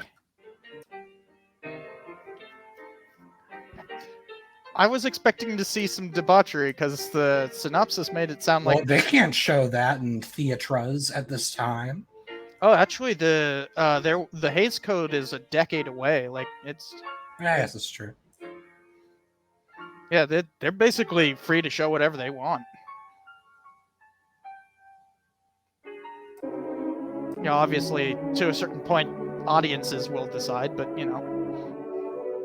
Oh, so the main leader has been kicked out. He has to. Well, he's not kicked out, but he's basically ostracized. The rich kid, who was their initial leader, and now he's kind of like, wow, everything's just kind of going to shit. Norman, I've led you on a false trail. I'll never forgive myself. So that's Barbara right there. Remember, she lured him into this in the first place. But soon we'll be back on God's country and run a social experiment in our own little home. She's referring to babies. They're talking about sex. But now the conniving frickin' guy. Gather up all the firearms. A few of us can control the rest and get rid of the ones who won't submit. So, police state, right? I don't know what you're talking about. This is just a good guy with a gun enforcing law and order. And see, now they're off with the American Indian guy who's just kind of staying away in his own little teepee. And an attack may come any minute.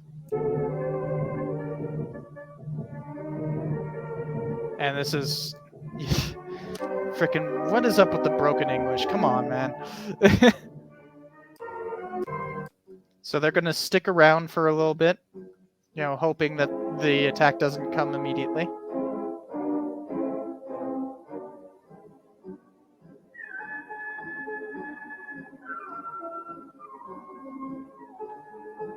Make sure you have enough men.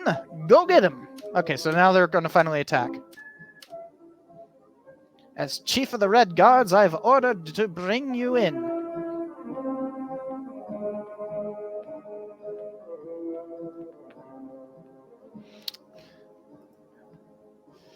Yep, and Duresser has forced me to take a swig when I don't have any more, so I need to go and get another beer. I'm going to be back in just a second. So, Tigerstar, let's how do you think they're going to end this whole thing? And Right. say for everyone, because I gotta go get the beer. All right. Having never seen this, I'm gonna predict that they're gonna start wrangling everyone up, and right before they start murdering people, the U.S. military is gonna show up to save the gosh darn day and liberate them from their red hellhole because America. That's my guess.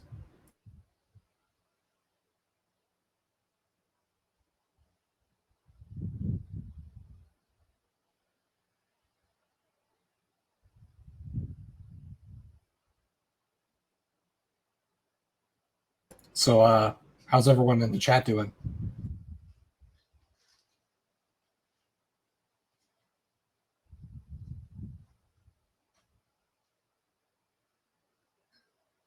Everyone having a good time?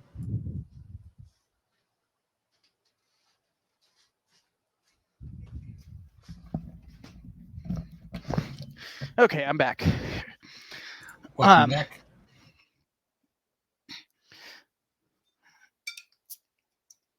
But so what was your prediction? My prediction is, they're going to start rounding people up, and then eventually they're going to decide, oh, we need to murder the dissenters because that's always the climax. Murder. But before they can get to doing that, I don't know, maybe they murder a minority, but before they get to murdering anyone that people would consider important in 1919, the U.S. Army shows up just in the nick of time to save the day, liberate them from their red hellhole, lower the red flag, raise the American flag, and something about like ain't the old ways the best ways, America, and yeah. There's no other way this is going to end. They were going to end it in a tragedy. I mean, they could. no. See, you said this was popular, so no. Yeah. Well, so you can see the climactic battle is getting ready. But you hold a lease on this island. Private property is wrong. We will confiscate the lease.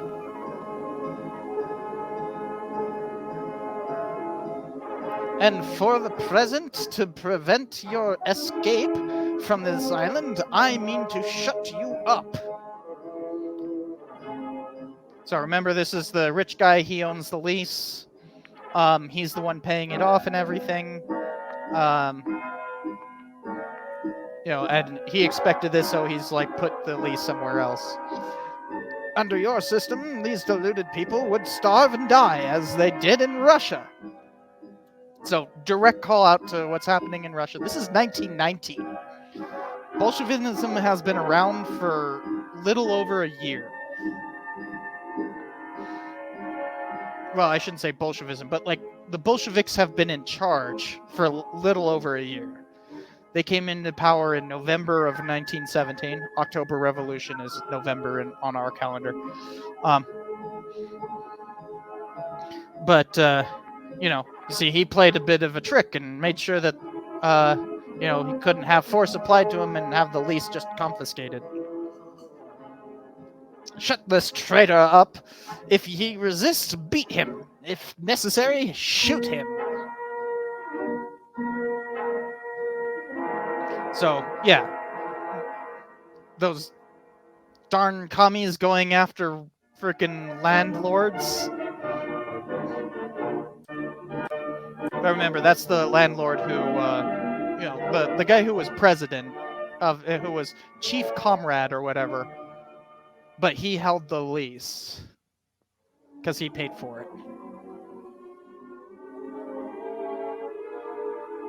Are you bored of the movie? Look, a lady with her dress blowing.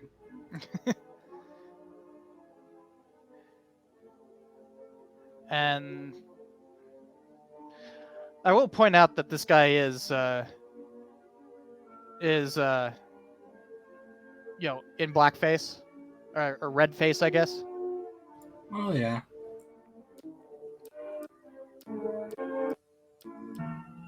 But I believe we will also see some sailors in blackface.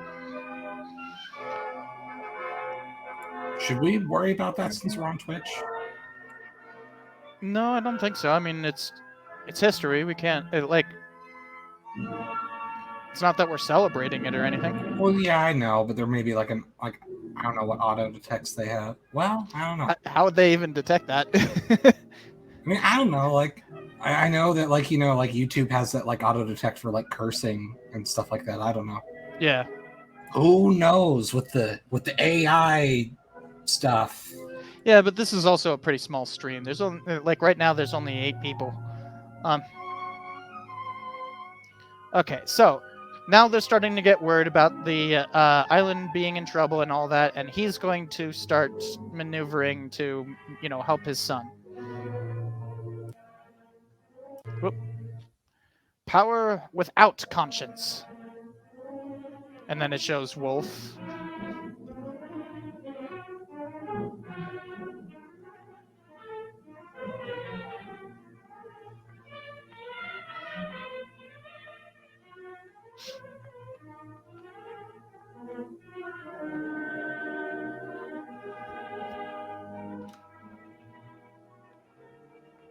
Okay, what is he saying? Come on. So, we are going through many changes, Catherine. That was an interesting way to do a fancy W. I don't think I've ever seen someone do that before. Fancy what?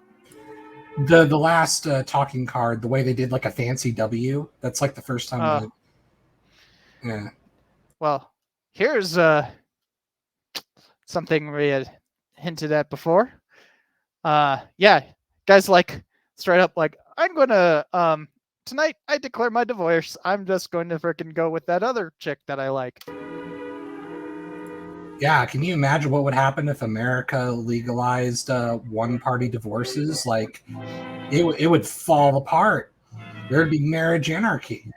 Can you imagine, Cypher? Yeah. Make real dickheads on the internet have to complain about how their wives are leaving them.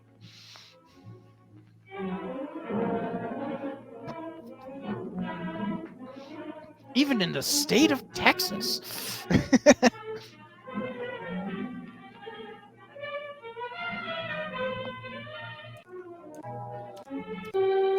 Okay, she's at 30. Okay, so, told you, blackface.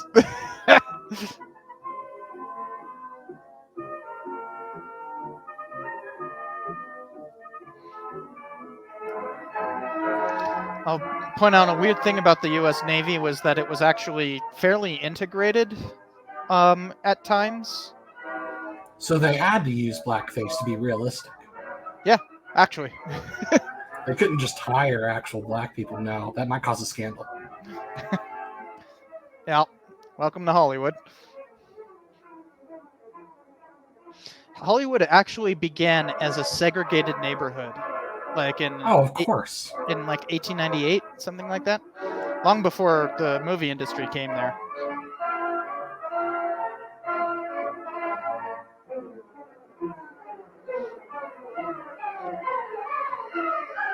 But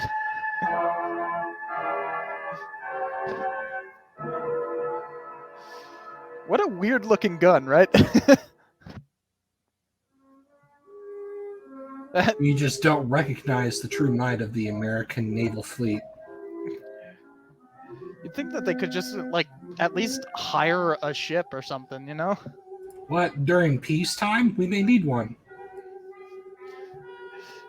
But I mean, like, literally, there's got to be dozens of them getting decommissioned that they could just buy,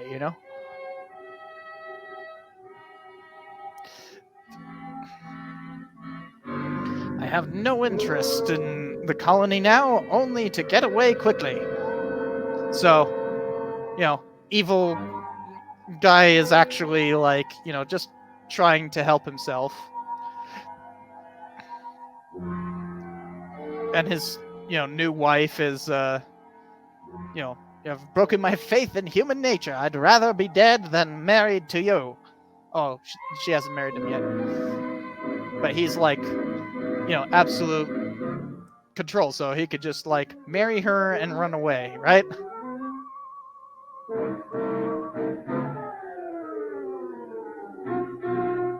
Okay, this is the Knuckles guy, so he's gonna like help him get away, right? See, look at that W. Like, that's such an interesting way to draw a fancy W. Hmm.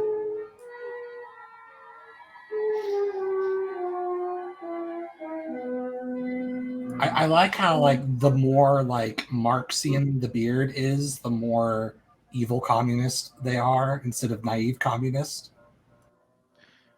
I mean, the most evil guy is bald, and Well, he yeah, does. but like the henchmen. I mean, Yeah, they all have beards. Yeah.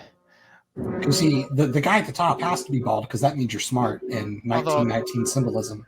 although I wouldn't be surprised if they're literally using the beards so that they can like have less actors. Well, true. Just throw wild wigs on them, and hopefully they won't be recognized as other characters in the show. Wait, no. Why did I say Eugene Debs earlier? He looks like crucified on a cross of silver guy. Oh, yeah, no, yeah, That's who I meant, not Eugene what the heck Debs. is his name? He ran like 3 freaking times. I should remember his name.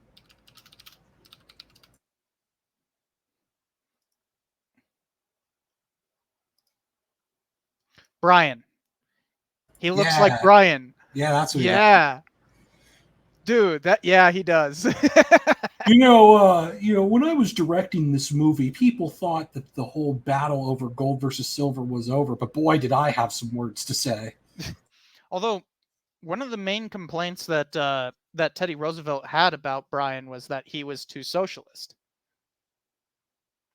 Bum bum bum. So maybe that's purposeful. I don't know. It's also just that he's like he's a kind of wrinkly old man who's got like furious eyebrows.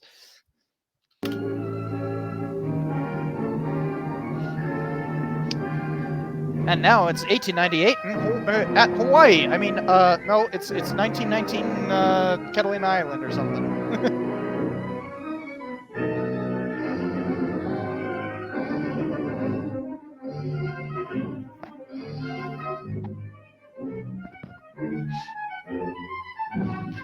So he's got to save the girl from like forced marriage and that.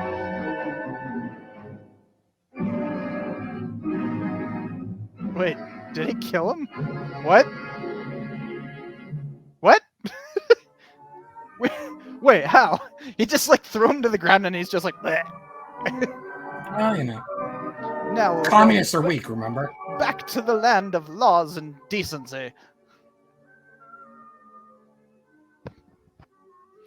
Anywhere with you, dear.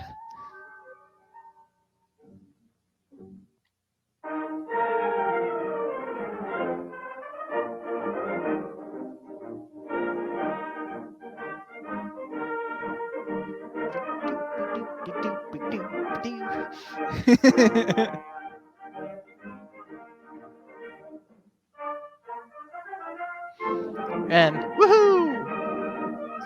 All the sailors have come. The Navy will stop this.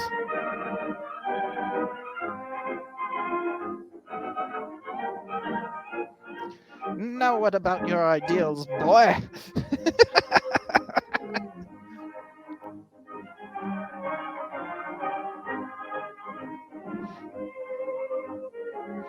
Aside from being a good citizen of the old USA, I have only one ideal now. America!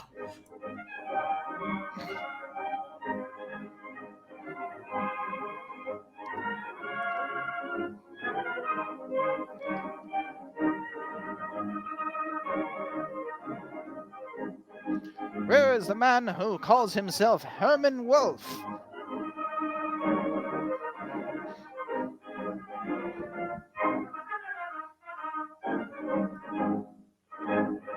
Oh, I also got another thing from Dresser. I am supposed to take a swig. Here you go. Thanks, Dresser. It costs like points. You have been under surveillance over a year, Androvich. He was a commie spy.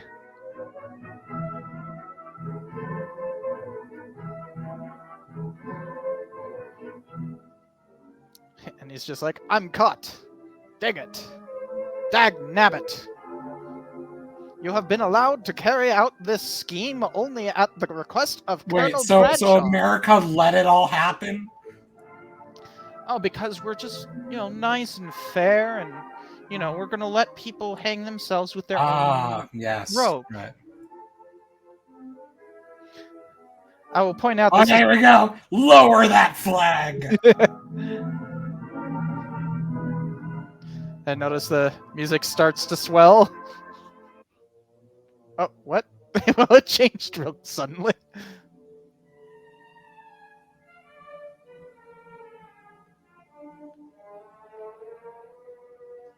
Ain't that America? You and me. Ain't that America? The home of the free, yeah. And no communist pinkos. Oh, America! That was from the John Mellencamp song Pinko Houses.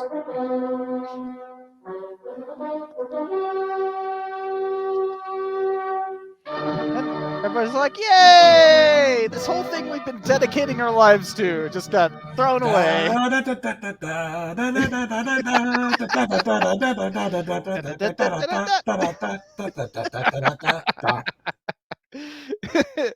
So that was Bolshevism on trial. Guilty. It almost took us. I mean, we talked for like 20 minutes before We've this. We've been streaming for 2 hours. Yeah, but it took us about 20 minutes to get started, and then an almost hour and 40 minutes to get through that 1 hour thing, even with skipping through. I think there were too many times where like we forgot it was a silent movie, so we're just like, oh, let's pause while we go on our tangents. It's like, oh no, we really wouldn't have missed anything. Yeah, that's true. But in terms of the actual content of the movie, we can already start to see some patterns in terms of how propaganda works, right? This early in 1990. Now, I will point out that, of course, World War I had been kind of the birthplace of propaganda. You have the what's it called, the Ministry of Information or something like that, that started in Britain in 1914, and then we had the what's it called, there's a World War I Committee on Information, forgetting what it's called.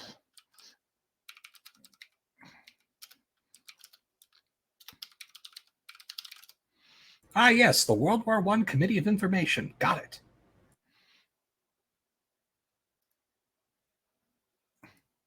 Yeah, the Committee of Public Information, which is often called the Creel Committee. Creel. Yeah, well, that's the name of the senator or something that was running it. But an actual propaganda agency ran by the U.S. government. It's called Creel because it's run by like a senator or something like that. This guy, George Edward Creel. Oh no, he was just head of the committee. Okay. But the CPI was like, really experimental in terms of like what they could get away with in terms of propaganda and that. So there's a possibility that the CPI actually funded the making of this film. So this might actually be Woodrow Wilson propaganda. Like, disgusting. No joke. The Bolshevism on trial. There you go. See if Creel comes up, or the Okay, no, it doesn't. But um, there's a great book on the Second Red Scare that's called uh, Savage Peace. It's called Savage Peace by Anne Hagedorn, Hagedorn. I don't know how to say her name. But like she mentions how Bolshevism trial might actually be straight up government propaganda. And the Creel Committee had kind of pioneered how we do propaganda. So that's often viewed as like the beginning of propaganda.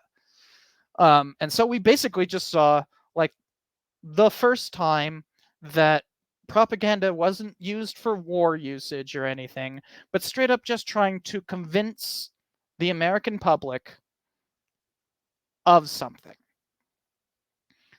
So that's why I thought it was really important to start off with this one. It shows so much of what will be propaganda will become, but also you notice how it's like, it's doing more convincing than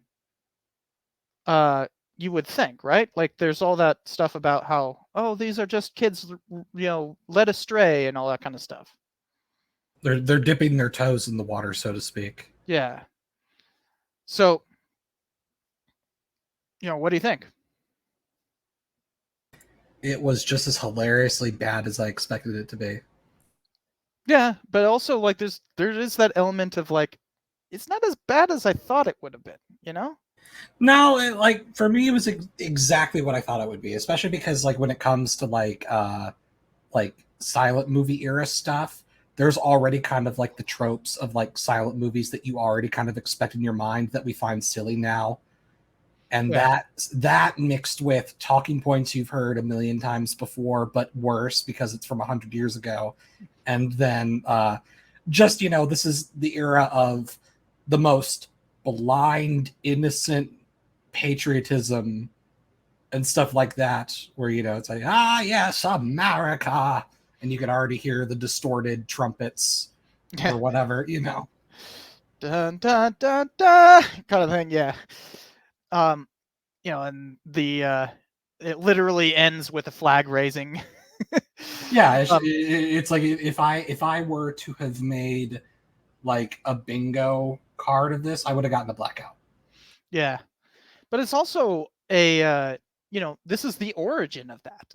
Yeah, That's I what's mean, kind like, of if we're talking about like like the competence in terms of like actually making a film, then sure, it's like yeah, that indeed looks like it was professionally done by the standards of the time.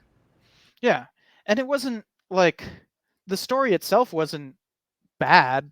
Like, it was kind of rote to us because we've heard this a million times, but like that's only because we've heard it a million times from this. Like this Yeah, is where it starts. to the uninitiated, yes, I'm sure it was very convincing. Just like the story of the train going towards the screen, like caused people to like panic or whatever. That actually is that's probably false. Oh no, I fell for propaganda. Uh yeah, it's actually like literally like well, I wouldn't Film call it the propaganda. The propaganda. power of movies. Believe our propaganda of our powers. We can Yeah, scare old Edwardian ladies. but it was the Lumiere brothers who would publicly say that like, oh, we showed this to people and they ran away scared from the theater. But like there's no proof of that whatsoever. They just said that it happened. And it's like, you think you'd have like, at least a newspaper talking about this? All the newspapers were talking about like, oh, hey, they're like the Lumiere brothers are coming to town. They have this, this thing that like, I've only been able to go to the Nickelodeon and see moving pictures. Now you can see it on a screen. Um, that was a big thing. Like in the West, there was like that was like the only way that people often read newspapers from the East, especially in like mining camps, is if they were reading them as slides on a screen. Um, and the so like there was already infrastructure in terms of like theaters that had screens for showing stuff, but then suddenly it's moving. It's not just a picture. So like there was more to it. Like there was already so much there, but like, the Lumiere brothers obviously wanted to play up what they were doing. And why does it seem like the white balance on my camera is just horribly off? It's like I'm about as white as I can get. That's weird.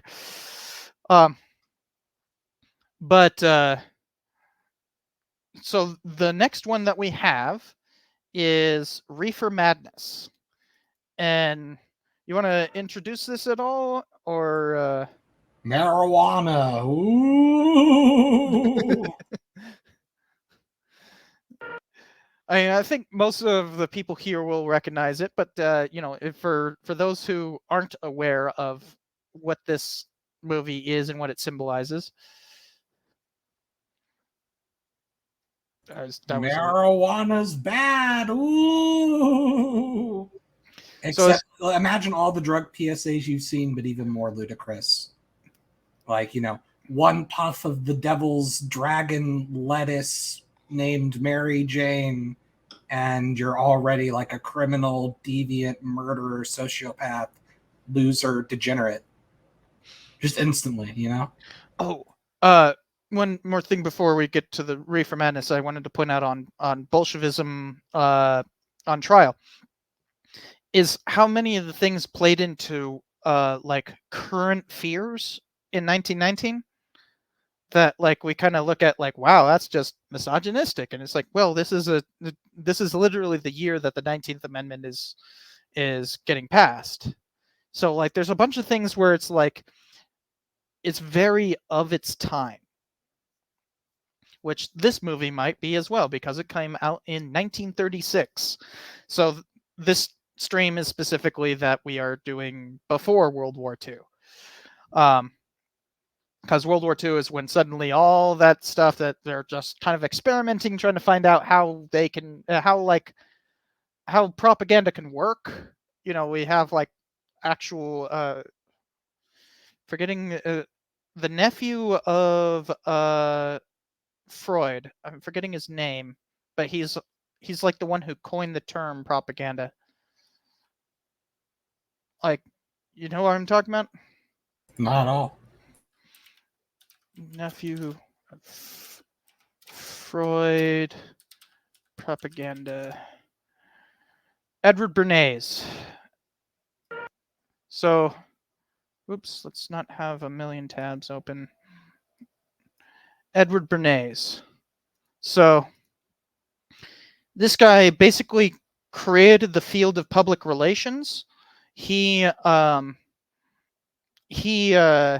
like wrote a book literally called Propaganda in 1928. He really helped a lot of businesses figure out how to sell their products. So like probably the most famous thing that he did during this time frame was Listerine. At the time, Listerine was a floor cleaner, and he coined the term halitosis, which is basically just a word for bad breath, and argued that Listerine would cure bad breath. And had a lot of these like lifestyle ads that were like, you know Jane tries to feed her husband, but her husband is put off by her halitosis. That's why Listerine came to the rescue. Oh God, I mean, I guess it technically counts as propaganda, but we need to someday do like in a future episode do like those like old Folgers commercials. Oh, this coffee is terrible. I'll have to get the coffees from the girl at the office. Oh no, I can't make a cup of coffee. Now I'm a terrible wife, and my husband's probably going to deservedly cheat on me. What shall I do? Well, howdy there, neighbor. Have you tried Folgers Instant? Yeah. Have you seen the ones with the original Kermit the Frog? No. It's a coffee commercial where Kermit is literally just torturing somebody over and over and over again. Like the whole joke is that I'm forgetting the name of it. You're not you until you've had your coffee? No, it's that like, you want another brand? That's what you get for trying a different brand. Jeez. Actually, I should probably be saying it in a Kermit voice. Because he literally uses the Kermit voice to shoot people. Yay! But Kermit coffee commercial, I guess, would be the best search term. Yeah, here we go. Wilkins. It's Wilkins coffee. Put your money in here and you get a cup of Wilkins coffee. I don't want any. Then push that button. How about a cup of Wilkins? Oh, With it? sorry, I'm not sharing. Oh, dang it. I meant to be sharing. Here we go. Oh, this must be really old. Put your money in here and you get a cup of Wilkins T50s. coffee. I don't want any. Then push that button. How about a cup of Wilkins?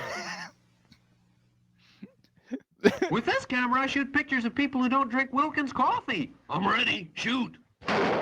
Anybody else? You'll like this new car. So is this like the first thing that Kermit was in? Yes. I had no idea. With this camera, I shoot people who don't like Wilkins coffee. I don't like Wilkins coffee. What about you?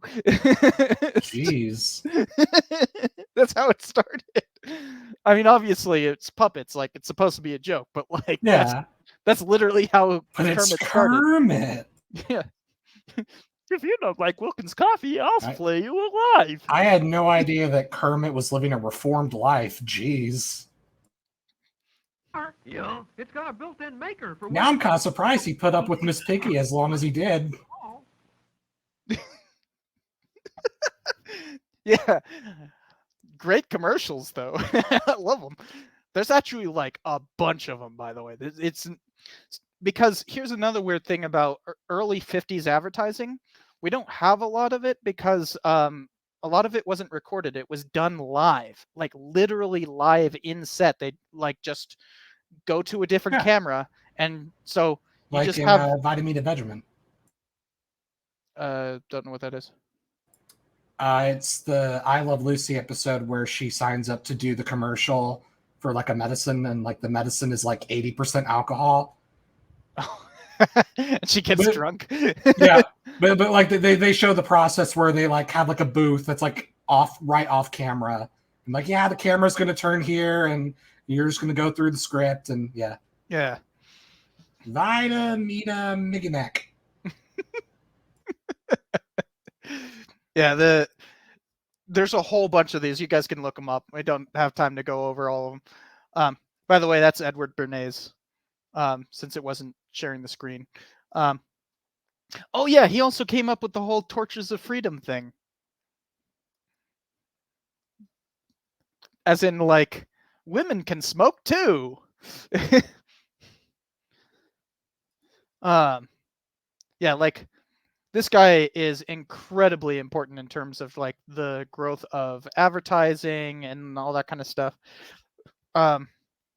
Like Ford, Henry Ford, famously like refused to hire Bernays for a long time, just absolutely refused. And then eventually he just kind of like was forced to because everybody else was doing it, right, in the late 20s. And then by the end of the by the end of his run in like 1933, 34, somewhere around there, execs were saying, I don't know if this was Ford or if it was somebody else, but it was somebody within the Ford company was saying, like, this is the quote, I don't know who said it, half of my budget is being used on advertising and the other half on manufacturing, and I don't know which half is more useful. So, like, incredibly important figure, right? It's all his fault. And he literally coined the term propaganda.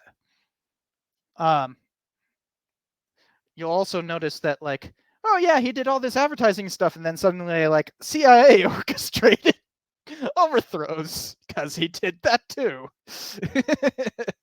He died in 95? Dude. This guy lived a long life. 103, yeah. Like, this guy was a big freaking player in the 1920s, and he died in 1995. Wow, good for him. Bad for America. Yeah, I don't think he was doing anything else with the CIA after that, though. Like, 50s stuff. I mean, that's when the CIA did their, like, most heinous shit, but, like... It doesn't matter. He was a part of the CIA. It's already bad. Yeah.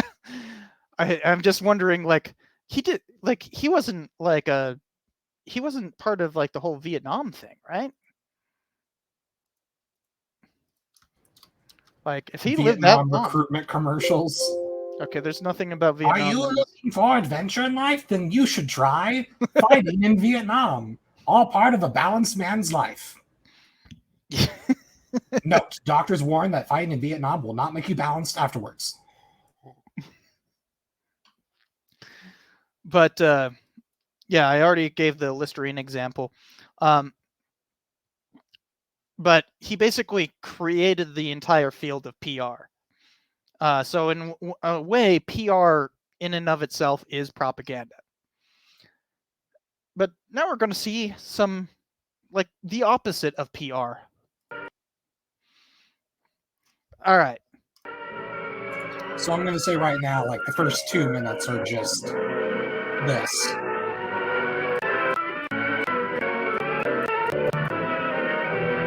It's literally just, hey, drugs are scary, and we're warning you that drugs are scary. We'll startle you. Emphasize the new drug menace. Oh. Remember, drugs did not exist before the 20s. Destroying the youth. In alarmingly increasing numbers that we will neither provide nor cite. Marijuana. Oh, they spelled it Englishly. Is that drug a violent narcotic? Yeah, famously, marijuana smokers are extremely violent rather than passive. And notice they start the movie with this. Yeah. It's first to Well, okay, they got that part sort of correct. Laughter comes first. Oh, then the dangerous hallucinations. But, like, space expands violent and and time sudden slows down. I mean, if you consider coughing violent and sudden, I guess. Fixed ideas. Conjuring up monstrous extravagances. You summon monsters, everybody. You know Puff the Magic Dragon? The dragon that follows you when you smoke? That's something you conjured up yourself. These potheads and their acts of shocking violence.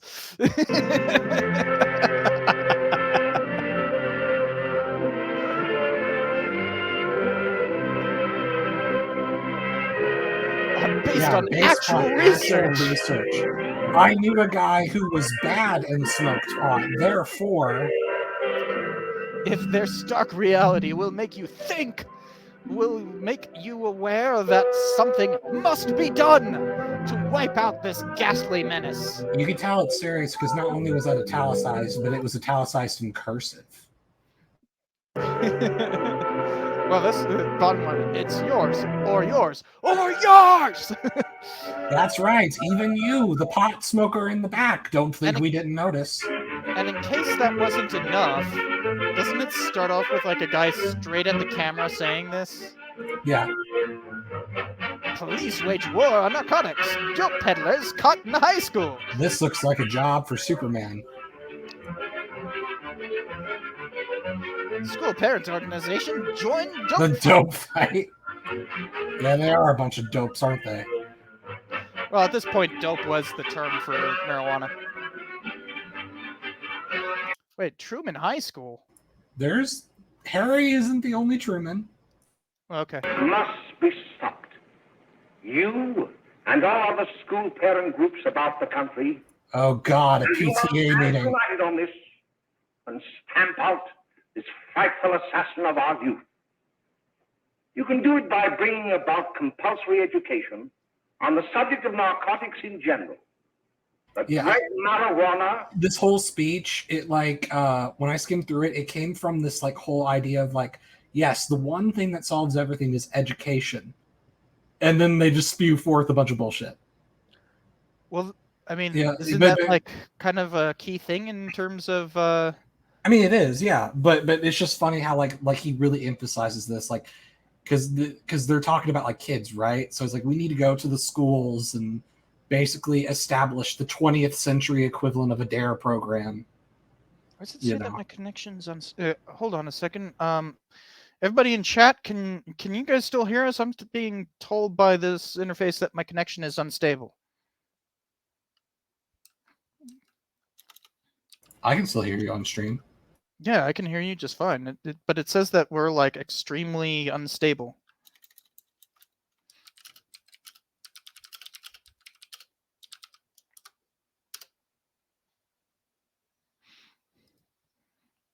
Also not getting a response in chat yet. Okay, well, Ryan says that you can hear us. If we do start going in and out, I don't know why it's telling me that we have a low connection, but we're just going to plow on ahead. Say something in the chat if we can't, if you can't hear us. But yeah, it's kind of like a thing about propaganda is that a lot of the time it's portrayed as educational, right? I mean, yeah, but like in this case, because it's like, you know, in the context of like parents and children at schools, he's saying like this needs to be in the schools. So he's basically trying to create like the equivalent of a DARE program, except bullshit. Yeah. Well, I mean, DARE was that. Well, yeah. Well, look, I'm not saying like DARE was amazing, but at least like DARE kind of focused on like obtaining illegal thing is a crime. Don't do the crime. You know, that's like a little different than saying like, oh, one little puff and you become a sociopath or whatever. Did you actually have DARE? I remember in elementary school we got one DARE talk, and then I think that was it. Had it all the way into middle school, and one of the things that kind of set it apart from previous don't do drugs things was that like it focused a lot on like, you know, what it can do to you, but a lot of that like was described in a way that actually sounded cool. You know, they were like, hey, it'll make you feel relaxed, and it'll make you freaking, you know, be able to you know, go to sleep more easily. And it's like, wait, but these are good things. This sounds great. That's actually part of the reason why DARE kind of ceased to be for a while, was that these drugs will put you under hallucinations that will make you feel more powerful than God. Actually, that sounds kind of sick. No, you don't want to feel more powerful than God. like, that's actually the problem with DARE, is that like it kind of encouraged people to do drugs because they heard about some of the side effects, going like, that sounds great. And that's one of the reasons why it was basically banned in the US for quite a while. LA kept it going for, I'm sure people in LA can attest to this, that it's been going the entire time, but the rest of the nation banned it.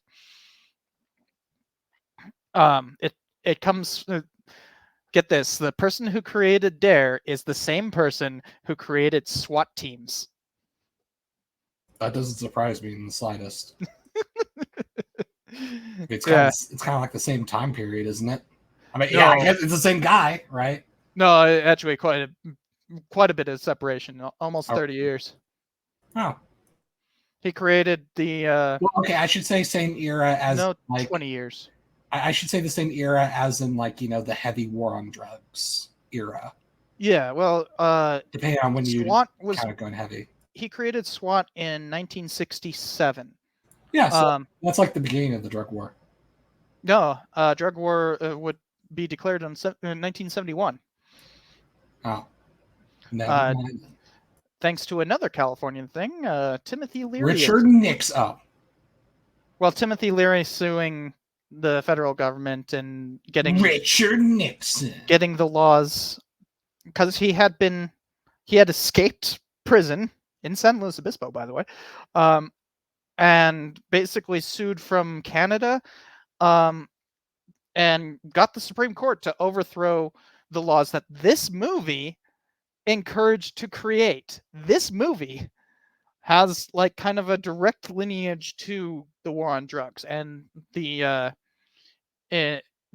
law was struck down in 1970. Nixon declares the war on drugs in 1971. So yeah, there's like a move for a tit for tat. Mm. In particular, that is the purpose of this meeting, ladies and gentlemen, to lay the foundation for a nationwide. I love the American flag pin on his jacket. What? Where? On the suit. It's kind of blurry. Are you talking about this? I'm pretty sure that's an American flag. No, I'm pretty sure that's just a napkin thing. Oh, I thought that was like a square in the corner for this. Okay, never mind. I think that's just like the lighting. Yeah. To demand by law. Okay, yeah, you're right. Compulsory education, because it is only through enlightenment that this scourge can be wiped out. USS Chicago calls it a hanky. But I used acid to get my enlightenment. That doesn't count.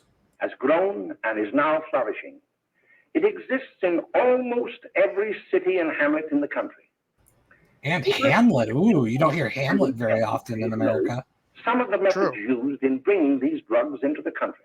What about the neighborhood? No, not in the neighborhood. Only the hamlets and the cities. Well, the city includes all neighborhoods, right? But although I guess you could separate boroughs out.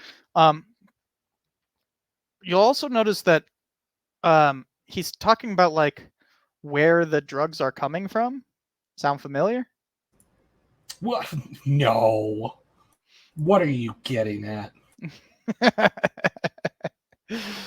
You don't think they would equivocate... They're bringing their drugs. You don't think they would equivocate drugs with evil, scary outsider people, would you? They're bringing their crime, their Some rape. of the months, I assume, are a good time, but the rest of them... Yeah, like 1936. Of the forces of law and order, which are daily combating the traffic, always at the risk of life by their agents. This ceaseless fight against the drug traffic is directed by the Department of Narcotics, Washington.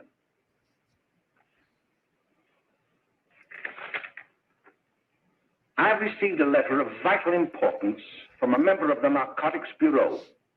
I'm going to read this letter to you. Narcotics Bureau.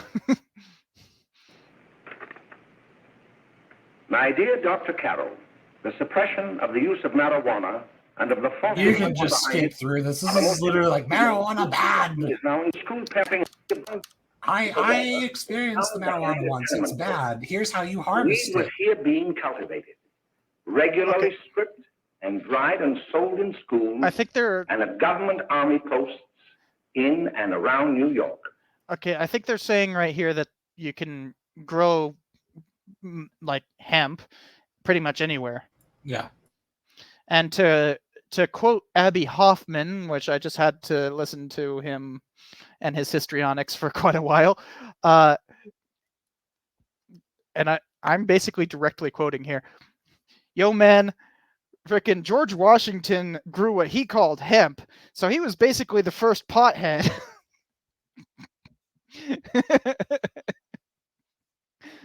Yo, man. Dried leaves and berries. If you ever listen to Abby, Hoffman, he talks like that. he's like a whiny Jew, you know. made into cigarettes by a simple hand machine. The deadly drugs. And now they're talking about how you can make it. Oh no, we can't show this on Twitch. We can get in trouble. Books with false centers are often used. Watch cases are convenient hiding places. The seized is enormous. Recently, a huge supply of heroin was taken.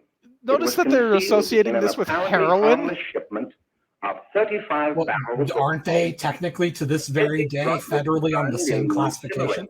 True. Bureau's Yeah. engraving printing. Schedule 1 drugs. And more Yeah. vicious, more deadly, even than these soul-destroying drugs, is the menace of Even the marijuana. fumes when we put Oh, them into the hold on. flames are dangerous. Is the He's- menace of marijuana. He's saying marijuana is worse than heroin.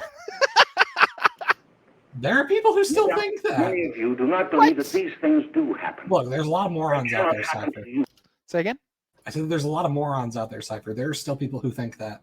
Yeah. You may also believe. But I did heroin in the 80s when I listened to Motley Crue, so that clearly is not as bad as marijuana.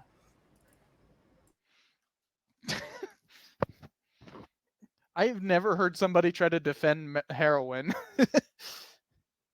Take a ride on the wild side. Freaking. I guess there's Ride the Lightning. Well, no, that's about being electrocuted, like Oh, execution. crap. Yeah. Isn't there something about like in your veins or? Wait, no. Okay, that's a negative song. Freaking Down with the Sickness. No, Down with the Sickness isn't about injection. That's about abuse. That The one explains you're the thinking part about his mom at the end. Yeah. Yeah, you're thinking about that god awful Godsmack song. I'm not the one who's so far away as the snake. Yeah. Enters my veins. Voodoo, Yeah. voodoo. I hate that song so much. Well, I love that song. No, that was overplayed so much growing up that every time I hear da da da da, brr, brr, brr, brr, I instantly want to vomit. Like on the radio? yeah, we have local hard rock stations. Yeah, but like, I don't remember that being played on the radio. Oh, dude, that was like Godsmack's like second biggest song behind I Stand Alone. I remember. Inside. I actually still like that song. And then also just as popular as and then I punch her like a bitch. It's like Oh yeah, that one doesn't. That one didn't work out well. They're in that same category. Like, look, there's a lot of stuff that's called butt rock that I actually enjoy. And you know what? I'll even admit it. Partially, it's because I was like a little kid, so it didn't bother me as much. Even like Nickelback and Creed, I can tolerate some of their stuff, honestly. But like Godsmack, Buck Cherry, Hinder, like the ones where like all of the songs are like, I'm a drunk frat boy who will punch you in the face and pinch your girlfriend's ass. Like that's what I think of when I think of like butt rock. Yeah, you're crazy, bitch. Yeah. You know, I actually like that stuff. well, like, you know, I get it. Like, it's got like a fun, energetic sound, and like, you know, I think part of it is like it's not like the freaking frat bro country kind of stuff, which just awful. Well, it's like a lot of music has that stuff, but I think part of the issue is that, like, you know, for example, like hair metal had a lot of like stuff like that, but the difference is that, like, aside from the fact that some of it is like outdated metaphors, a large part of it is like so theatrical. Like, you know, they're putting on, like, you know, their Kiss ripoff personas. Yeah, you know that they're putting on a show, that it's not like like even though they definitely people to be, it's like Blink-182, you know? Yeah, it's like even though Motley Crue definitely did mistreat women and take drugs like they sang about, they're still, like, you know, theatrical enough where you can ignore it. But then, like, with Buck Cherry and Godsmack, you take a look at them and you're like, oh God, I knew that guy. Oh God. You know what I mean? Yeah, exactly. Yeah, and that's what makes it harder for me to listen to. I see. You know? I just like the music, you know. I mean, yeah, like I'm not gonna like yell at you for listening to Godsmack or it's whatever, like, but it's still just like, ugh. I certainly don't like. I mean, I've never had heroin, but like, I like Voodoo. That's a great song. Nah. But like, it's more the I don't think. Oh well, there is one song I can think of that is very much going to bat for heroin. It's just called Heroin. from Velvet Underground. Have you never heard it? I mean, I'm aware of Velvet Underground, but I don't like their sound. What? They're like too raw. I'm like, yep, this was no, definitely badly recorded in the late 60s, early 70s. Yeah. No, this isn't that. I think I can get away with just a little bit. I mean, I've listened to like 2 of their albums. But Heroin specifically. Wait, isn't it called Heroin? Yeah, Heroin. Okay, it's not spelled with an E. So, like, you might recognize it as soon as it plays. Yeah, like I've listened to this album. But this actually sounds good. You know, I'm skipping forward for copyright reasons. Gonna try Yeah, kill me now. for the kingdom. If I actually really like that. Like, I can pick up a guitar right now and play Dude, that. a lot of people love Velvet Underground. It's just I've never been able to. Oh, shiza. I just realized that was the same player that's playing the frickin' hopefully it'll get back to where we were. No! The dead Ah! My bad. Okay, this is where we were. No doubt many of you do not believe that these things do happen, but they cannot happen to you. You may also believe that the facts have been exaggerated. Let me tell you of something that happened right here in our own city. You probably read about it in the papers. However, I'll give you the Okay, real so facts basically saying, behind like, the case. this is There was an apartment near the one of framing our device, high right? schools. It Yeah, was run by a this woman is when they're like, named there was a party and someone brought a drug, and that's when it all went down. Wait, is this all supposed to happen in, like, one night? Yeah. Oh my god, really? Well, I don't know. Well, like the party, yeah. Yeah. And this like stretches for like 30 minutes of them just getting ready for the party and slowly anticipating someone's bringing the drug. Like the Marines had Do landed. we need to watch it? You could skip ahead, honestly. Like, You better get on the job. from when I like skimmed through this, a lot of it was actually kind of boring. Also, there's a lot of awkward stuff of like guys in their 30s hitting on high school girls. That's also kind of weird. Yeah, it just said stop school crossing, so... Yeah, because the party's a bunch of high schoolers. There's actually going to be a part right here This where is a like, high schooler? they age terribly, man. Lead paint. But no, but like there's literally a part where presumably, hopefully, a senior high school girl is like walking by and you see these like balding middle-aged guys in their work outfits going, "Hey, what do you think of that? What do you think of that piece of tail? Very nice." And it's like, oh God, no, stop. Stop. Even if she is a senior, stop. Wait, but like, it's portrayed as a bad thing? Or a good thing? It's just portrayed as a normal thing. I think this is kind of this attitude of like, oh, she's so pretty. See, look, the guy's catcalled on her. Oh, okay. So, You know what I yeah, mean? it is like normalizing that. It's not being like, look at how bad those people are. No, it's before the drugs even happen. It's just, Afternoon over at my grandmother's. she had so much ahead of her. Is it this girl? Right here. Yeah, literally right here. That's the one I was telling you about. Very nice. It's like, stop, stop. It's like, what are you doing? Very nice. I know it was a different time, but God, like,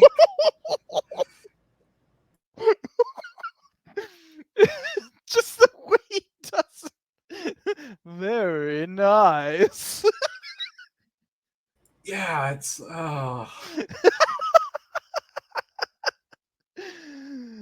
Oh man. Wait, is that the guy who's gonna bring the drugs? actually I don't remember. Wouldn't it be funny if it's like the perv guy is the freaking Well, so the reason why I don't remember is like kind of like how we pointed out, most of the high schoolers, they probably aren't, but most of the high schoolers don't look like high schoolers. yeah. And I kind of remember the guy the guy passing out the drugs looking like, okay, this is a guy in his 20s pretending to be a high schooler. So, you know, and all these middle-aged guys in hats look the same to me. So, you know. Why you want to make such a fuss over that Ralph Wally? Oh, he's a swell swimmer. He made the freshman team that year he went to college. Yeah, and that lets him out. He's a swell swimmer. Yeah, so we can... How are you? So this is just like gathering up the party. Yeah. Okay. How much did we manage to skip? Oh, we got 12 minutes in. He's already on drugs. Oh, he is?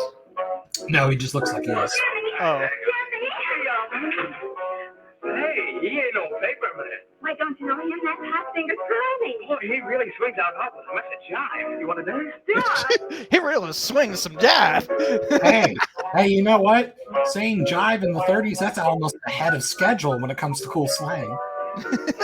He's like 40 years ahead of schedule. Well, at this point, I think it's supposed to be like a good thing, right? I was expecting us at the Yeah, I know. But like, you know, normally I think of like jive with like disco. I think of it as like, oh, this cat's talking jive. Actually, no joke. I just heard frickin' Bobby Seale saying that earlier frickin' yesterday. No, 2 days ago. Bobby Seale straight up saying that.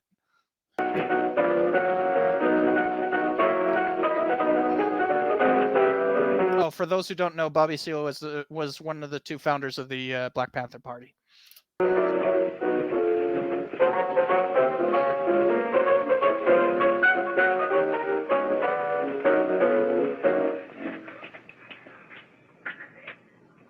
Okay, I think that's supposed to be just a cigarette, right?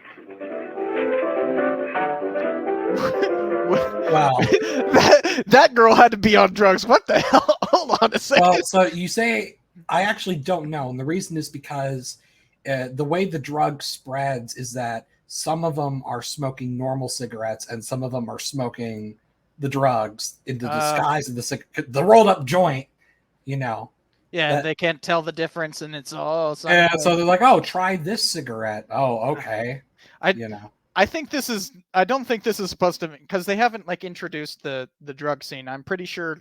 I'm guessing that guy who just walked into the closet. Look, clearly, whoever made this is an amazing storyteller. So they could have been, you know, planting the seeds ahead of time. You know, I think this is like literally them supposed to be dancing, but like, look at the way she dances.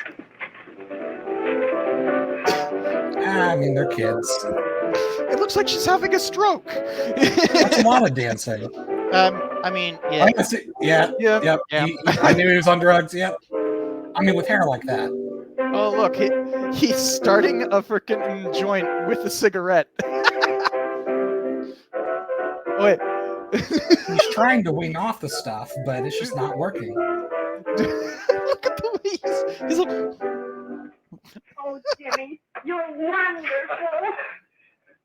You just finding that out?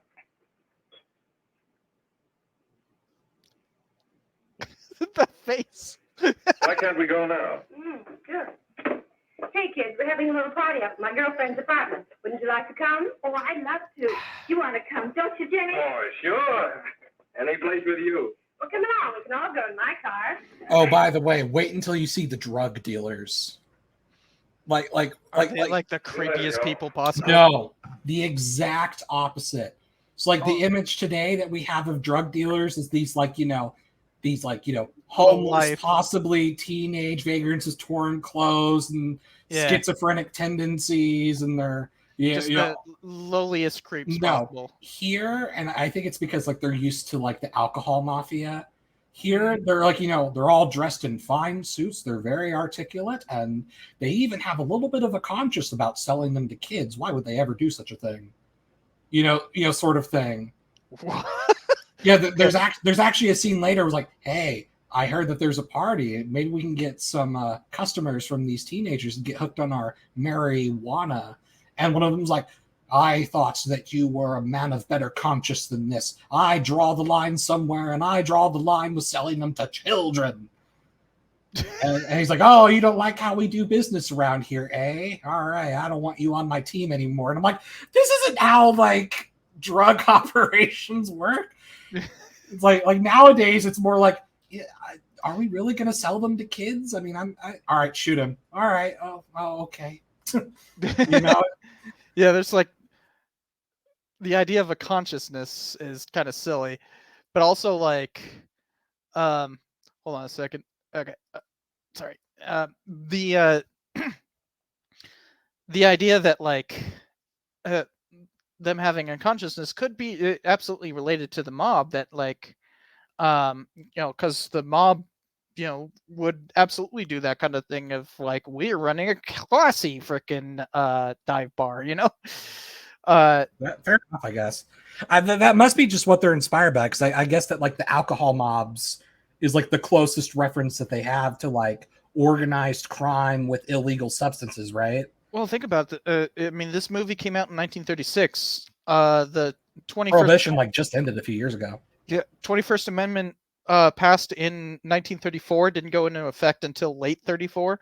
Um, so like, alcohol has only been legal for at least a year, maybe a little over 2 years, depending on when they actually filmed everything. They all just instantly moved on to the marijuana, I think that's actually kind of the point, isn't it?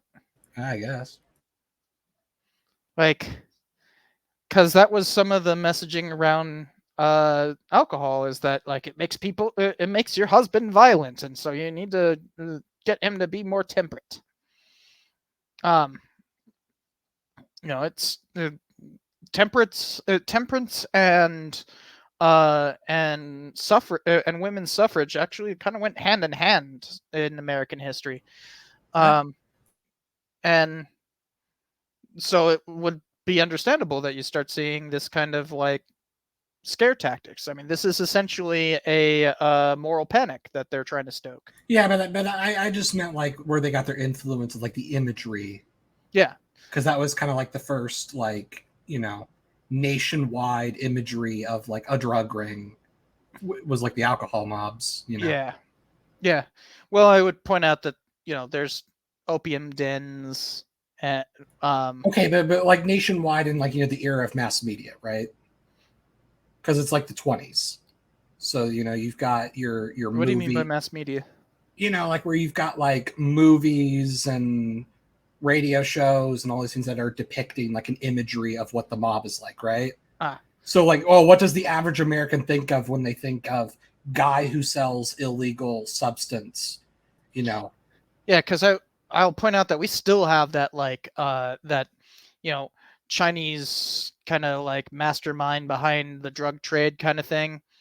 It's evolved, but yeah, that's a very 19th century thing, and it's not like Americans were some of the most literate people on Earth in the 19th century. I can't say for the 1930s; I haven't studied it, but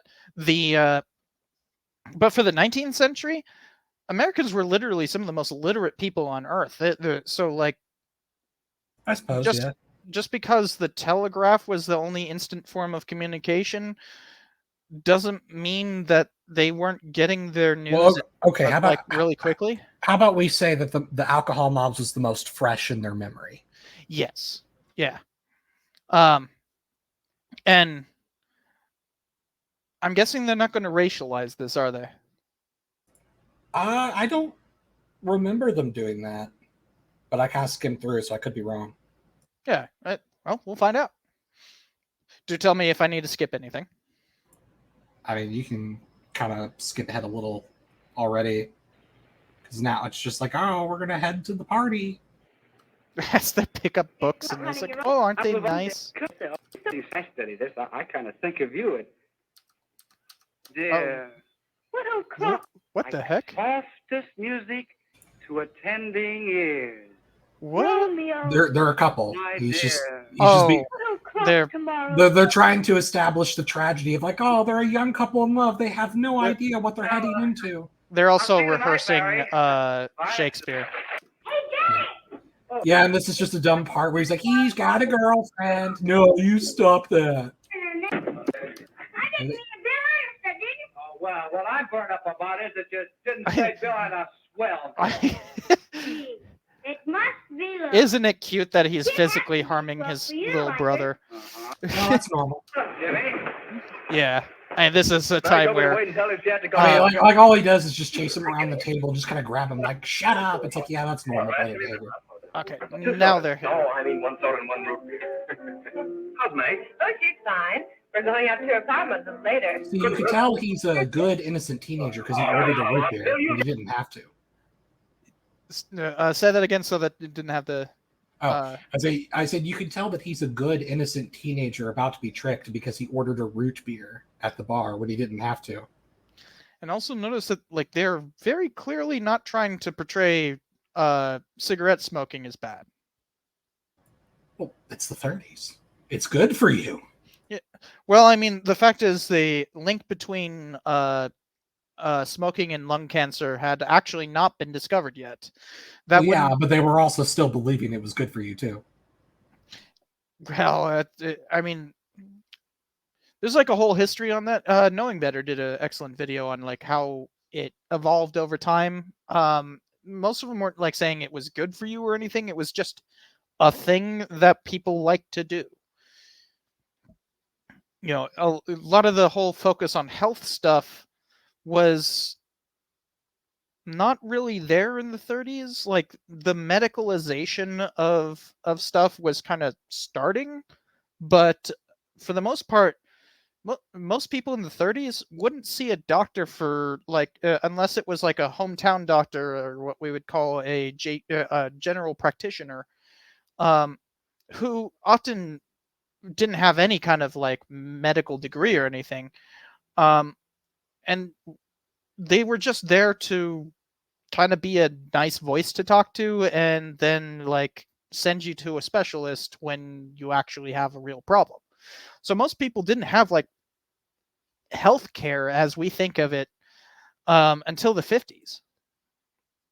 Like World War II would be the catalyst of like understanding that like everybody needs healthcare, like as a system.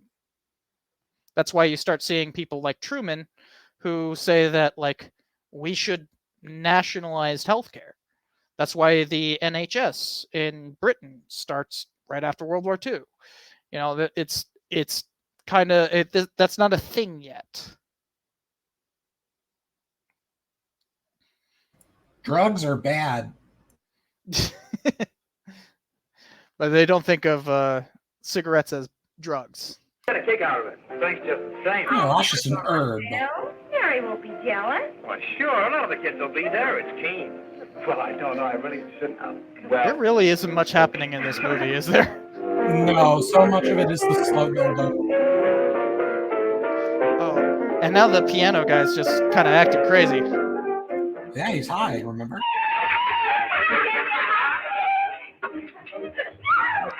It's kind of doing the same elements of like a classic tragedy where it's all about the buildup of, you know, the bad thing is going to ruin everything. It's all about when and how, you know?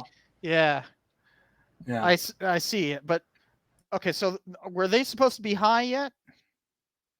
No, They're the they're piano just having player a good is. time. Yeah, but there's going to be a part where like I forget if it's the guy or the girl, but one of them's going to be sitting on the couch next to another one who is a dope. He's like, "Hey, man, try this," and you know he takes the puff. Oh, You know. okay. I think that's like relatively soon. I don't remember. Hopefully. Yeah, hopefully. We're I then. I think it's relatively soon because I remember We're there's making a- good time on this. there's something that happens at the halfway mark where it's like, all right, we can skip towards the end, but we're not quite there yet. So Okay. I know at some point some girl, one of the girls ends up like throwing herself out a freaking window. But all right, let's go. Hi, kid. Hello, Jack. What do you say? Yeah, come on in. golly gee, hiya there. Come on, Bill. Don't Bob Willikers, this party sure is keen. This party is sure as what? Keen. We should probably have like a thing where it's like, okay, pause it here. Maybe just say pause. I mean, you didn't have to pause. I was just making a dumb joke, but It was hard to hear you over the. all right. Yeah. Also, that pause right there looks like a good album cover, with like the little the swirls from everyone, you know. Yeah. Or like he's focused, but everyone else is blurry. Yeah. That kinda works. That's exactly what you mean. Yeah.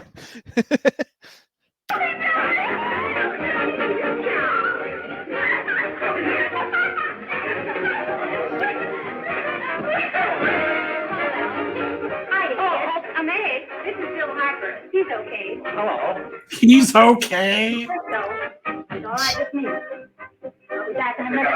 Hi, kids. How you doing? Well, you know, that's like he's not going to go blab to the cops. There's a new one in today. Yeah, Bill Harper. He's all right. Martha's got herself quite a yen for her. Not bad. I didn't think she had that much taste. She knows what she's doing. She's got Ralph nuts about her, and now she's got her hooked up with this new kid. Hey, we haven't any more smoke. You better run over and get some. Why couldn't you find that out when I was here this morning? Now I've got my car in the shop. Well, what of it? That kid Okay, out so there, he's Jimmy, going to go he's get got a some. car. He'll take it. So he's going to go get some drugs now, right? What? Drugs? At a nice innocent party? But like that's what this plot point is. We can skip to But- that. Yeah, you can skip ahead a little, yeah. Got a car, haven't you? They're having a good time. Oh, here. If Yeah, you right want here. smoke, try one of these. Oh, okay. So it's already going around.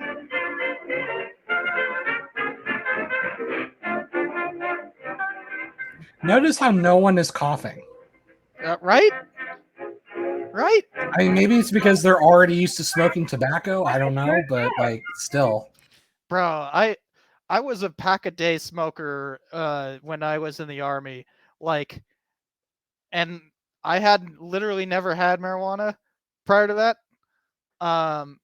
And the first time I had it was like, I don't know, it was on the build up to Afghanistan, so probably like 2009. And yeah, I remember just just coughing like a yeah, no, it's different from smoking pot. Smoking pot is way different from like in terms of like your ability to hold it is completely different from smoking tobacco. I will take your word on it. Yeah, and like the like I didn't even have a freaking bong until I was in San Luis Obispo. Freaking only joints prior to that. And that's like a huge difference too, is the way you smoke it.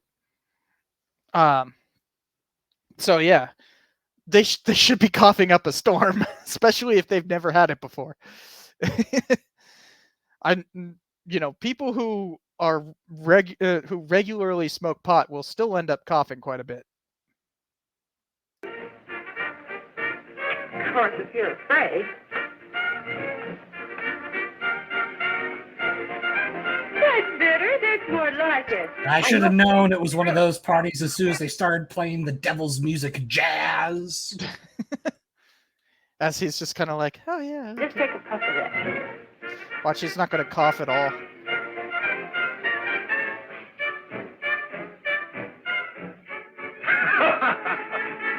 Okay, that's realistic. laughing at random stuff, that's realistic. You see, they're laughing because pot is evil. And that's an evil laugh. Oh. Because pot is evil. Not because you laugh at the dumbest things. Occam's razor, Cypher, what are you talking about?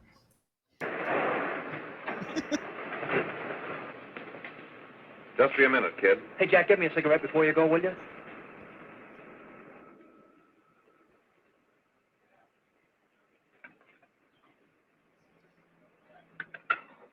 What does that look for? Well, because he just dealed him a drug in the street. That's the drug dealer. Oh, but Hello, like Jack. it was Hi, a cigarette. No, it was How's business? the other cigarette. Those kids sure go for it. Oh. Well, Yeah, so he was like, really? In broad daylight? Okay. I'm short today. All right. Johnny, like 10 gross for Jack Perry. Who? Pete Daly. All What's right, going send on him in. here? All right, sir. That's the drug guy, and he's being informed about the guys who were invited to the party that got hooked. I want to talk to you. Here we go. All right, go ahead. Jack's okay. What's the beef? Listen, you never heard no beef when I had to sell that rotten gin. You're after the dough, aren't you? Yeah, but I don't need dough that bad. Taking 2-bit pieces from kids. There are millions of 2-bit pieces just begging to be taken. Don't be a dope. I'm just dope enough to draw the line selling hop to kids. All right, Pete. You know what my policy's always been. The boys are not satisfied. I'm always glad to have them retire. Retire permanently. If you won't sell the kids, I'll kill you. Also, I like how they're like, don't be a dope. What are you selling? Dope. Well, I mean, you're not supposed to get high on your own supply, right? Yeah, I guess, but I like how it's like in the time where like dope has not crossed over as slang for marijuana yet, but they're using dope a lot. No, it has crossed over for marijuana. I mean, they already used it earlier in the movie. Really? I thought they were just calling someone dope. No, they were. Doesn't Like matter. the guy doing the fire and brimstone speech to the PTA, like he used it specifically referring to pot. Oh, well, never mind then. But I also like did you notice the reference? I remember selling gin. Yep. So this is very much. It is the mob. Yeah, they're just drawing a straight line there. I mean, with hats and suits like that, who else could it be? The ill-fitting suit, though. Look here, she. He's like the big frickin' brute who's wearing a frickin' blazer that's like one size too small. That is very much like the because I think Scarface came out the same year, right? And I thought that was a 70s movie. Oh, no, you're thinking of the wrong Scarface. 1932. The Al Pacino one was based off of this. This is a Howard Hughes production. And this was kind of the movie that made the like gangster image popular.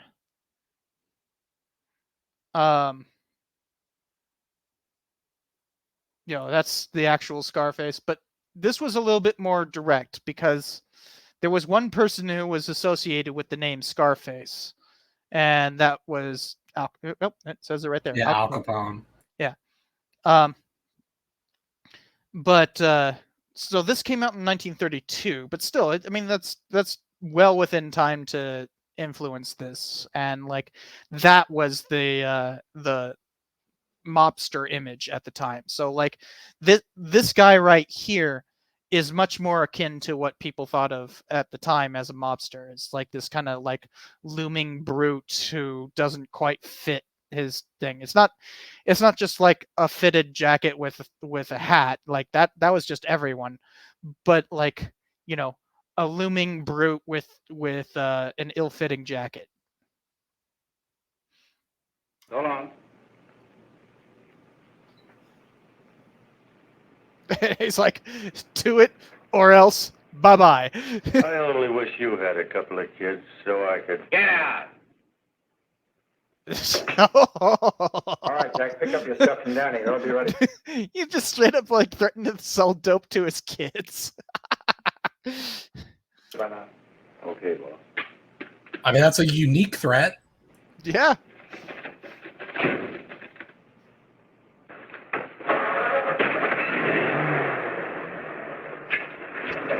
Oh, this guy's about to drive. Let's go, Jack. I'm red hot. Better be careful how you drive it. The first thing you know, you'll be ice cold. It's like, better be careful how you drive. Take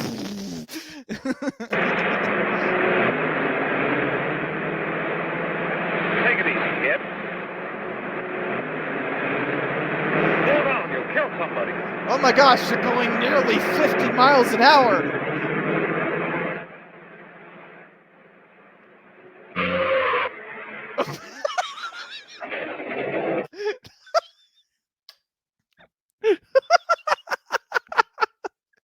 The way he ran that guy over.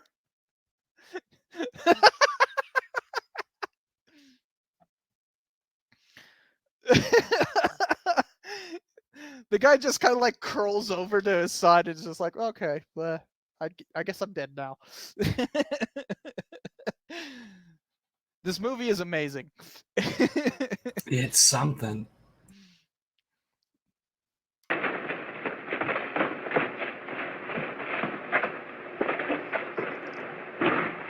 Nobody says a word, apparently. Just saw a guy run over and everybody just kind of crowds around him. Breakfast again. Young Hartford hasn't been around lately. Anything wrong between you two? Why should there be anything wrong?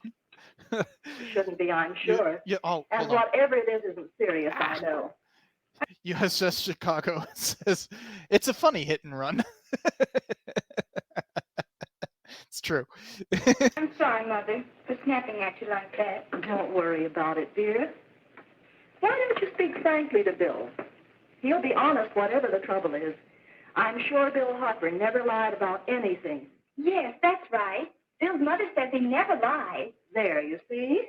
You think it'd be all right if I speak to him about it? Why, of course. Oh, Jimmy. Sit down, darling, and I'll have your breakfast for you in a moment.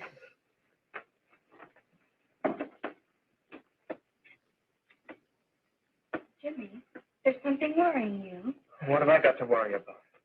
Why don't you tell me? Well, for Pete's sake, don't start to cross-examine me, will you? I'm all right. Jimmy! Don't let Mother see you like that. Oh, is he high now? I mean, I don't know if he's high right now, but he's had it. Okay, so that's... He's definitely got the longing. That's why he's like... He needs his dough. There is an organized gang distributing the narcotic to students, not only in my school, but all over the city. You government men have got to find some way to put an end to it. Withdrawal? Of course, I agree with you, Dr. Carroll. But do you realize that marijuana is not like other forms of... It's hard to tell with things like this because, like, you know, obviously this has nothing to do with smoking pot. Yeah. So, like, trying to figure out what they're trying to say and, you know, what it shows are two very different things. Dope? You see, it grows wild in almost every state in the Union. Therefore, there is practically no interstate commerce in the drug. As a result, the government's hands are tied. And frankly, the only sure cure is a widespread campaign in education. Oh, it's all right to talk about education, Mr. Wyatt, but we educators can't do anything until the public is sufficiently aroused. Aroused. Let me show you something. In 1930, the records on marijuana in the Washington office of the Narcotics Division... They're straight up quoting sources in the film. Yeah, it's ESA, you know? Yeah, but it's just... All right, so look... notice that they're talking about, like, what...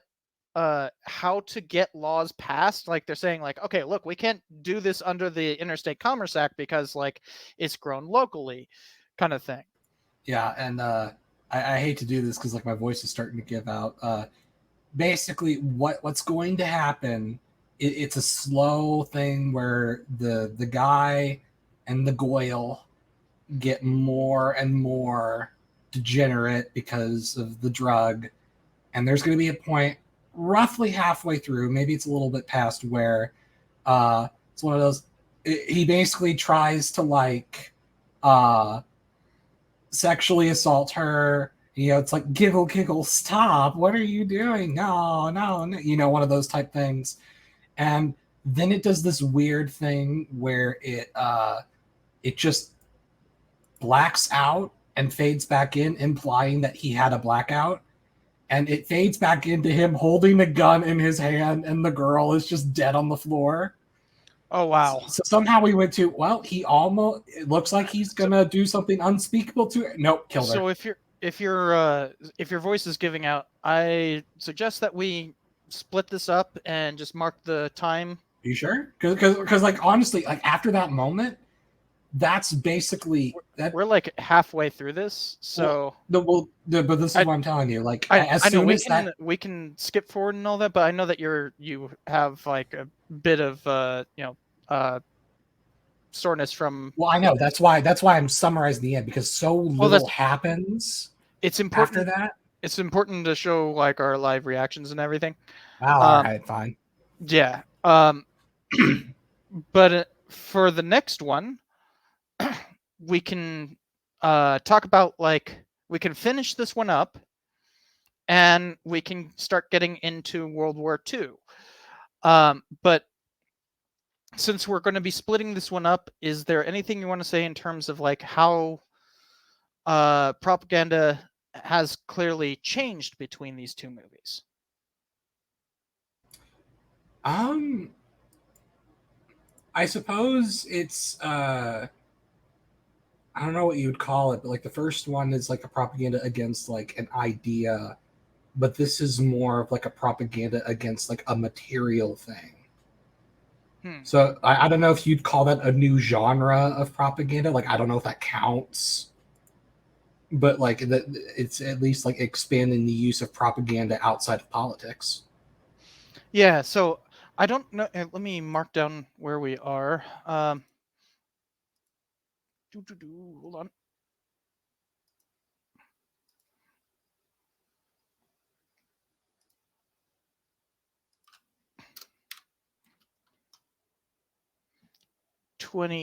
Almost 28 minutes exact.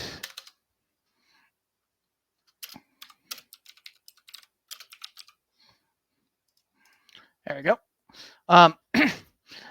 So I don't know who made this, because the other one, it's a passion project to bring on a fiction novel, but also might have had some funding from the Creech Committee. This was it actually wasn't the government that made this. It was like a religious group, actually. I don't remember the name, but this was like but like Reefer Madness was funded by some sort of like church, and they teamed up with a private production company to make it. See here, production G&H. What's G&H Productions? Okay, that doesn't tell me anything. Yeah, clearly they went on to make more movies. Yeah, I mean, this is like on the Wikipedia, it's like saying like critics have called it one of the worst films ever made. Which yeah. But who funded it? I mean, Wikipedia, at least, like I'm not. Well, I guess there's a little bit of a site here. It says originally financed by a church group. Doesn't say the name. Under the title "Tell Your Children," the film was intended to be shown to parents as a morality tale. And then the citation is some book that says "The History of Reefer Madness." So, I guess I don't know. It doesn't say what the church is, but Oh, that's actually a website, I think. Well, if it's archived, the book might be archived. So for it just went to something called ClickBank.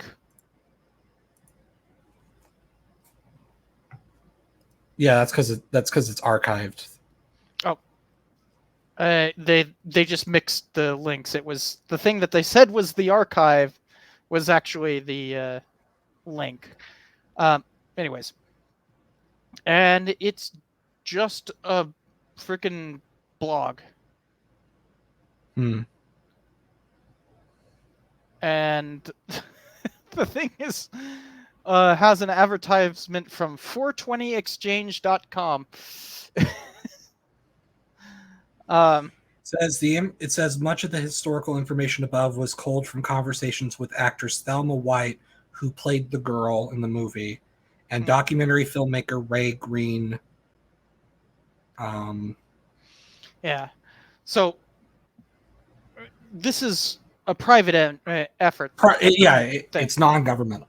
And that's what's kind of interesting about this versus the previous one, is the previous one's just kind of like this larger, like, Bolshevism bad, we should do something about it kind of thing. And it's like at the time of that movie's release, we literally had troops in Russia, right? So, like, while it's not technically part of a war effort, it kind of is. We get all the way to here, there's already clearly a way of making propaganda that that advocacy groups can use to kind of get their policy goals implemented. So I think that's kind of the first one was changed over time. The first one was top down, and this is bottom up.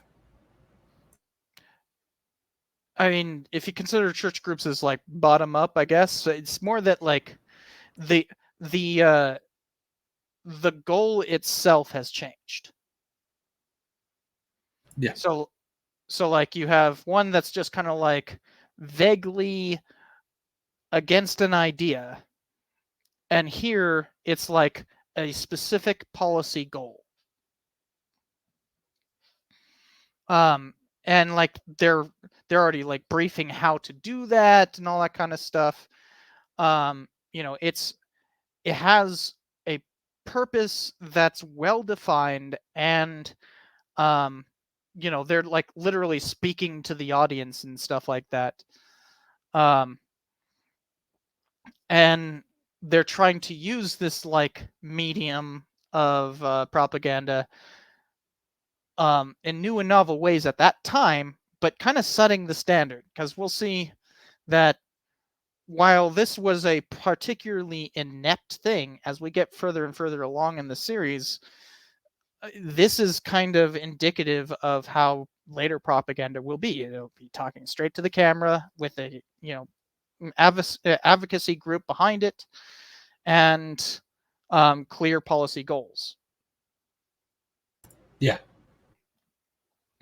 So we have both the form and the function already before World War II. But in the next one, y'all will see how that comes to fruition in a particularly glossy package. Apple didn't invent the smartphone, but the iPhone was the culmination of it, right?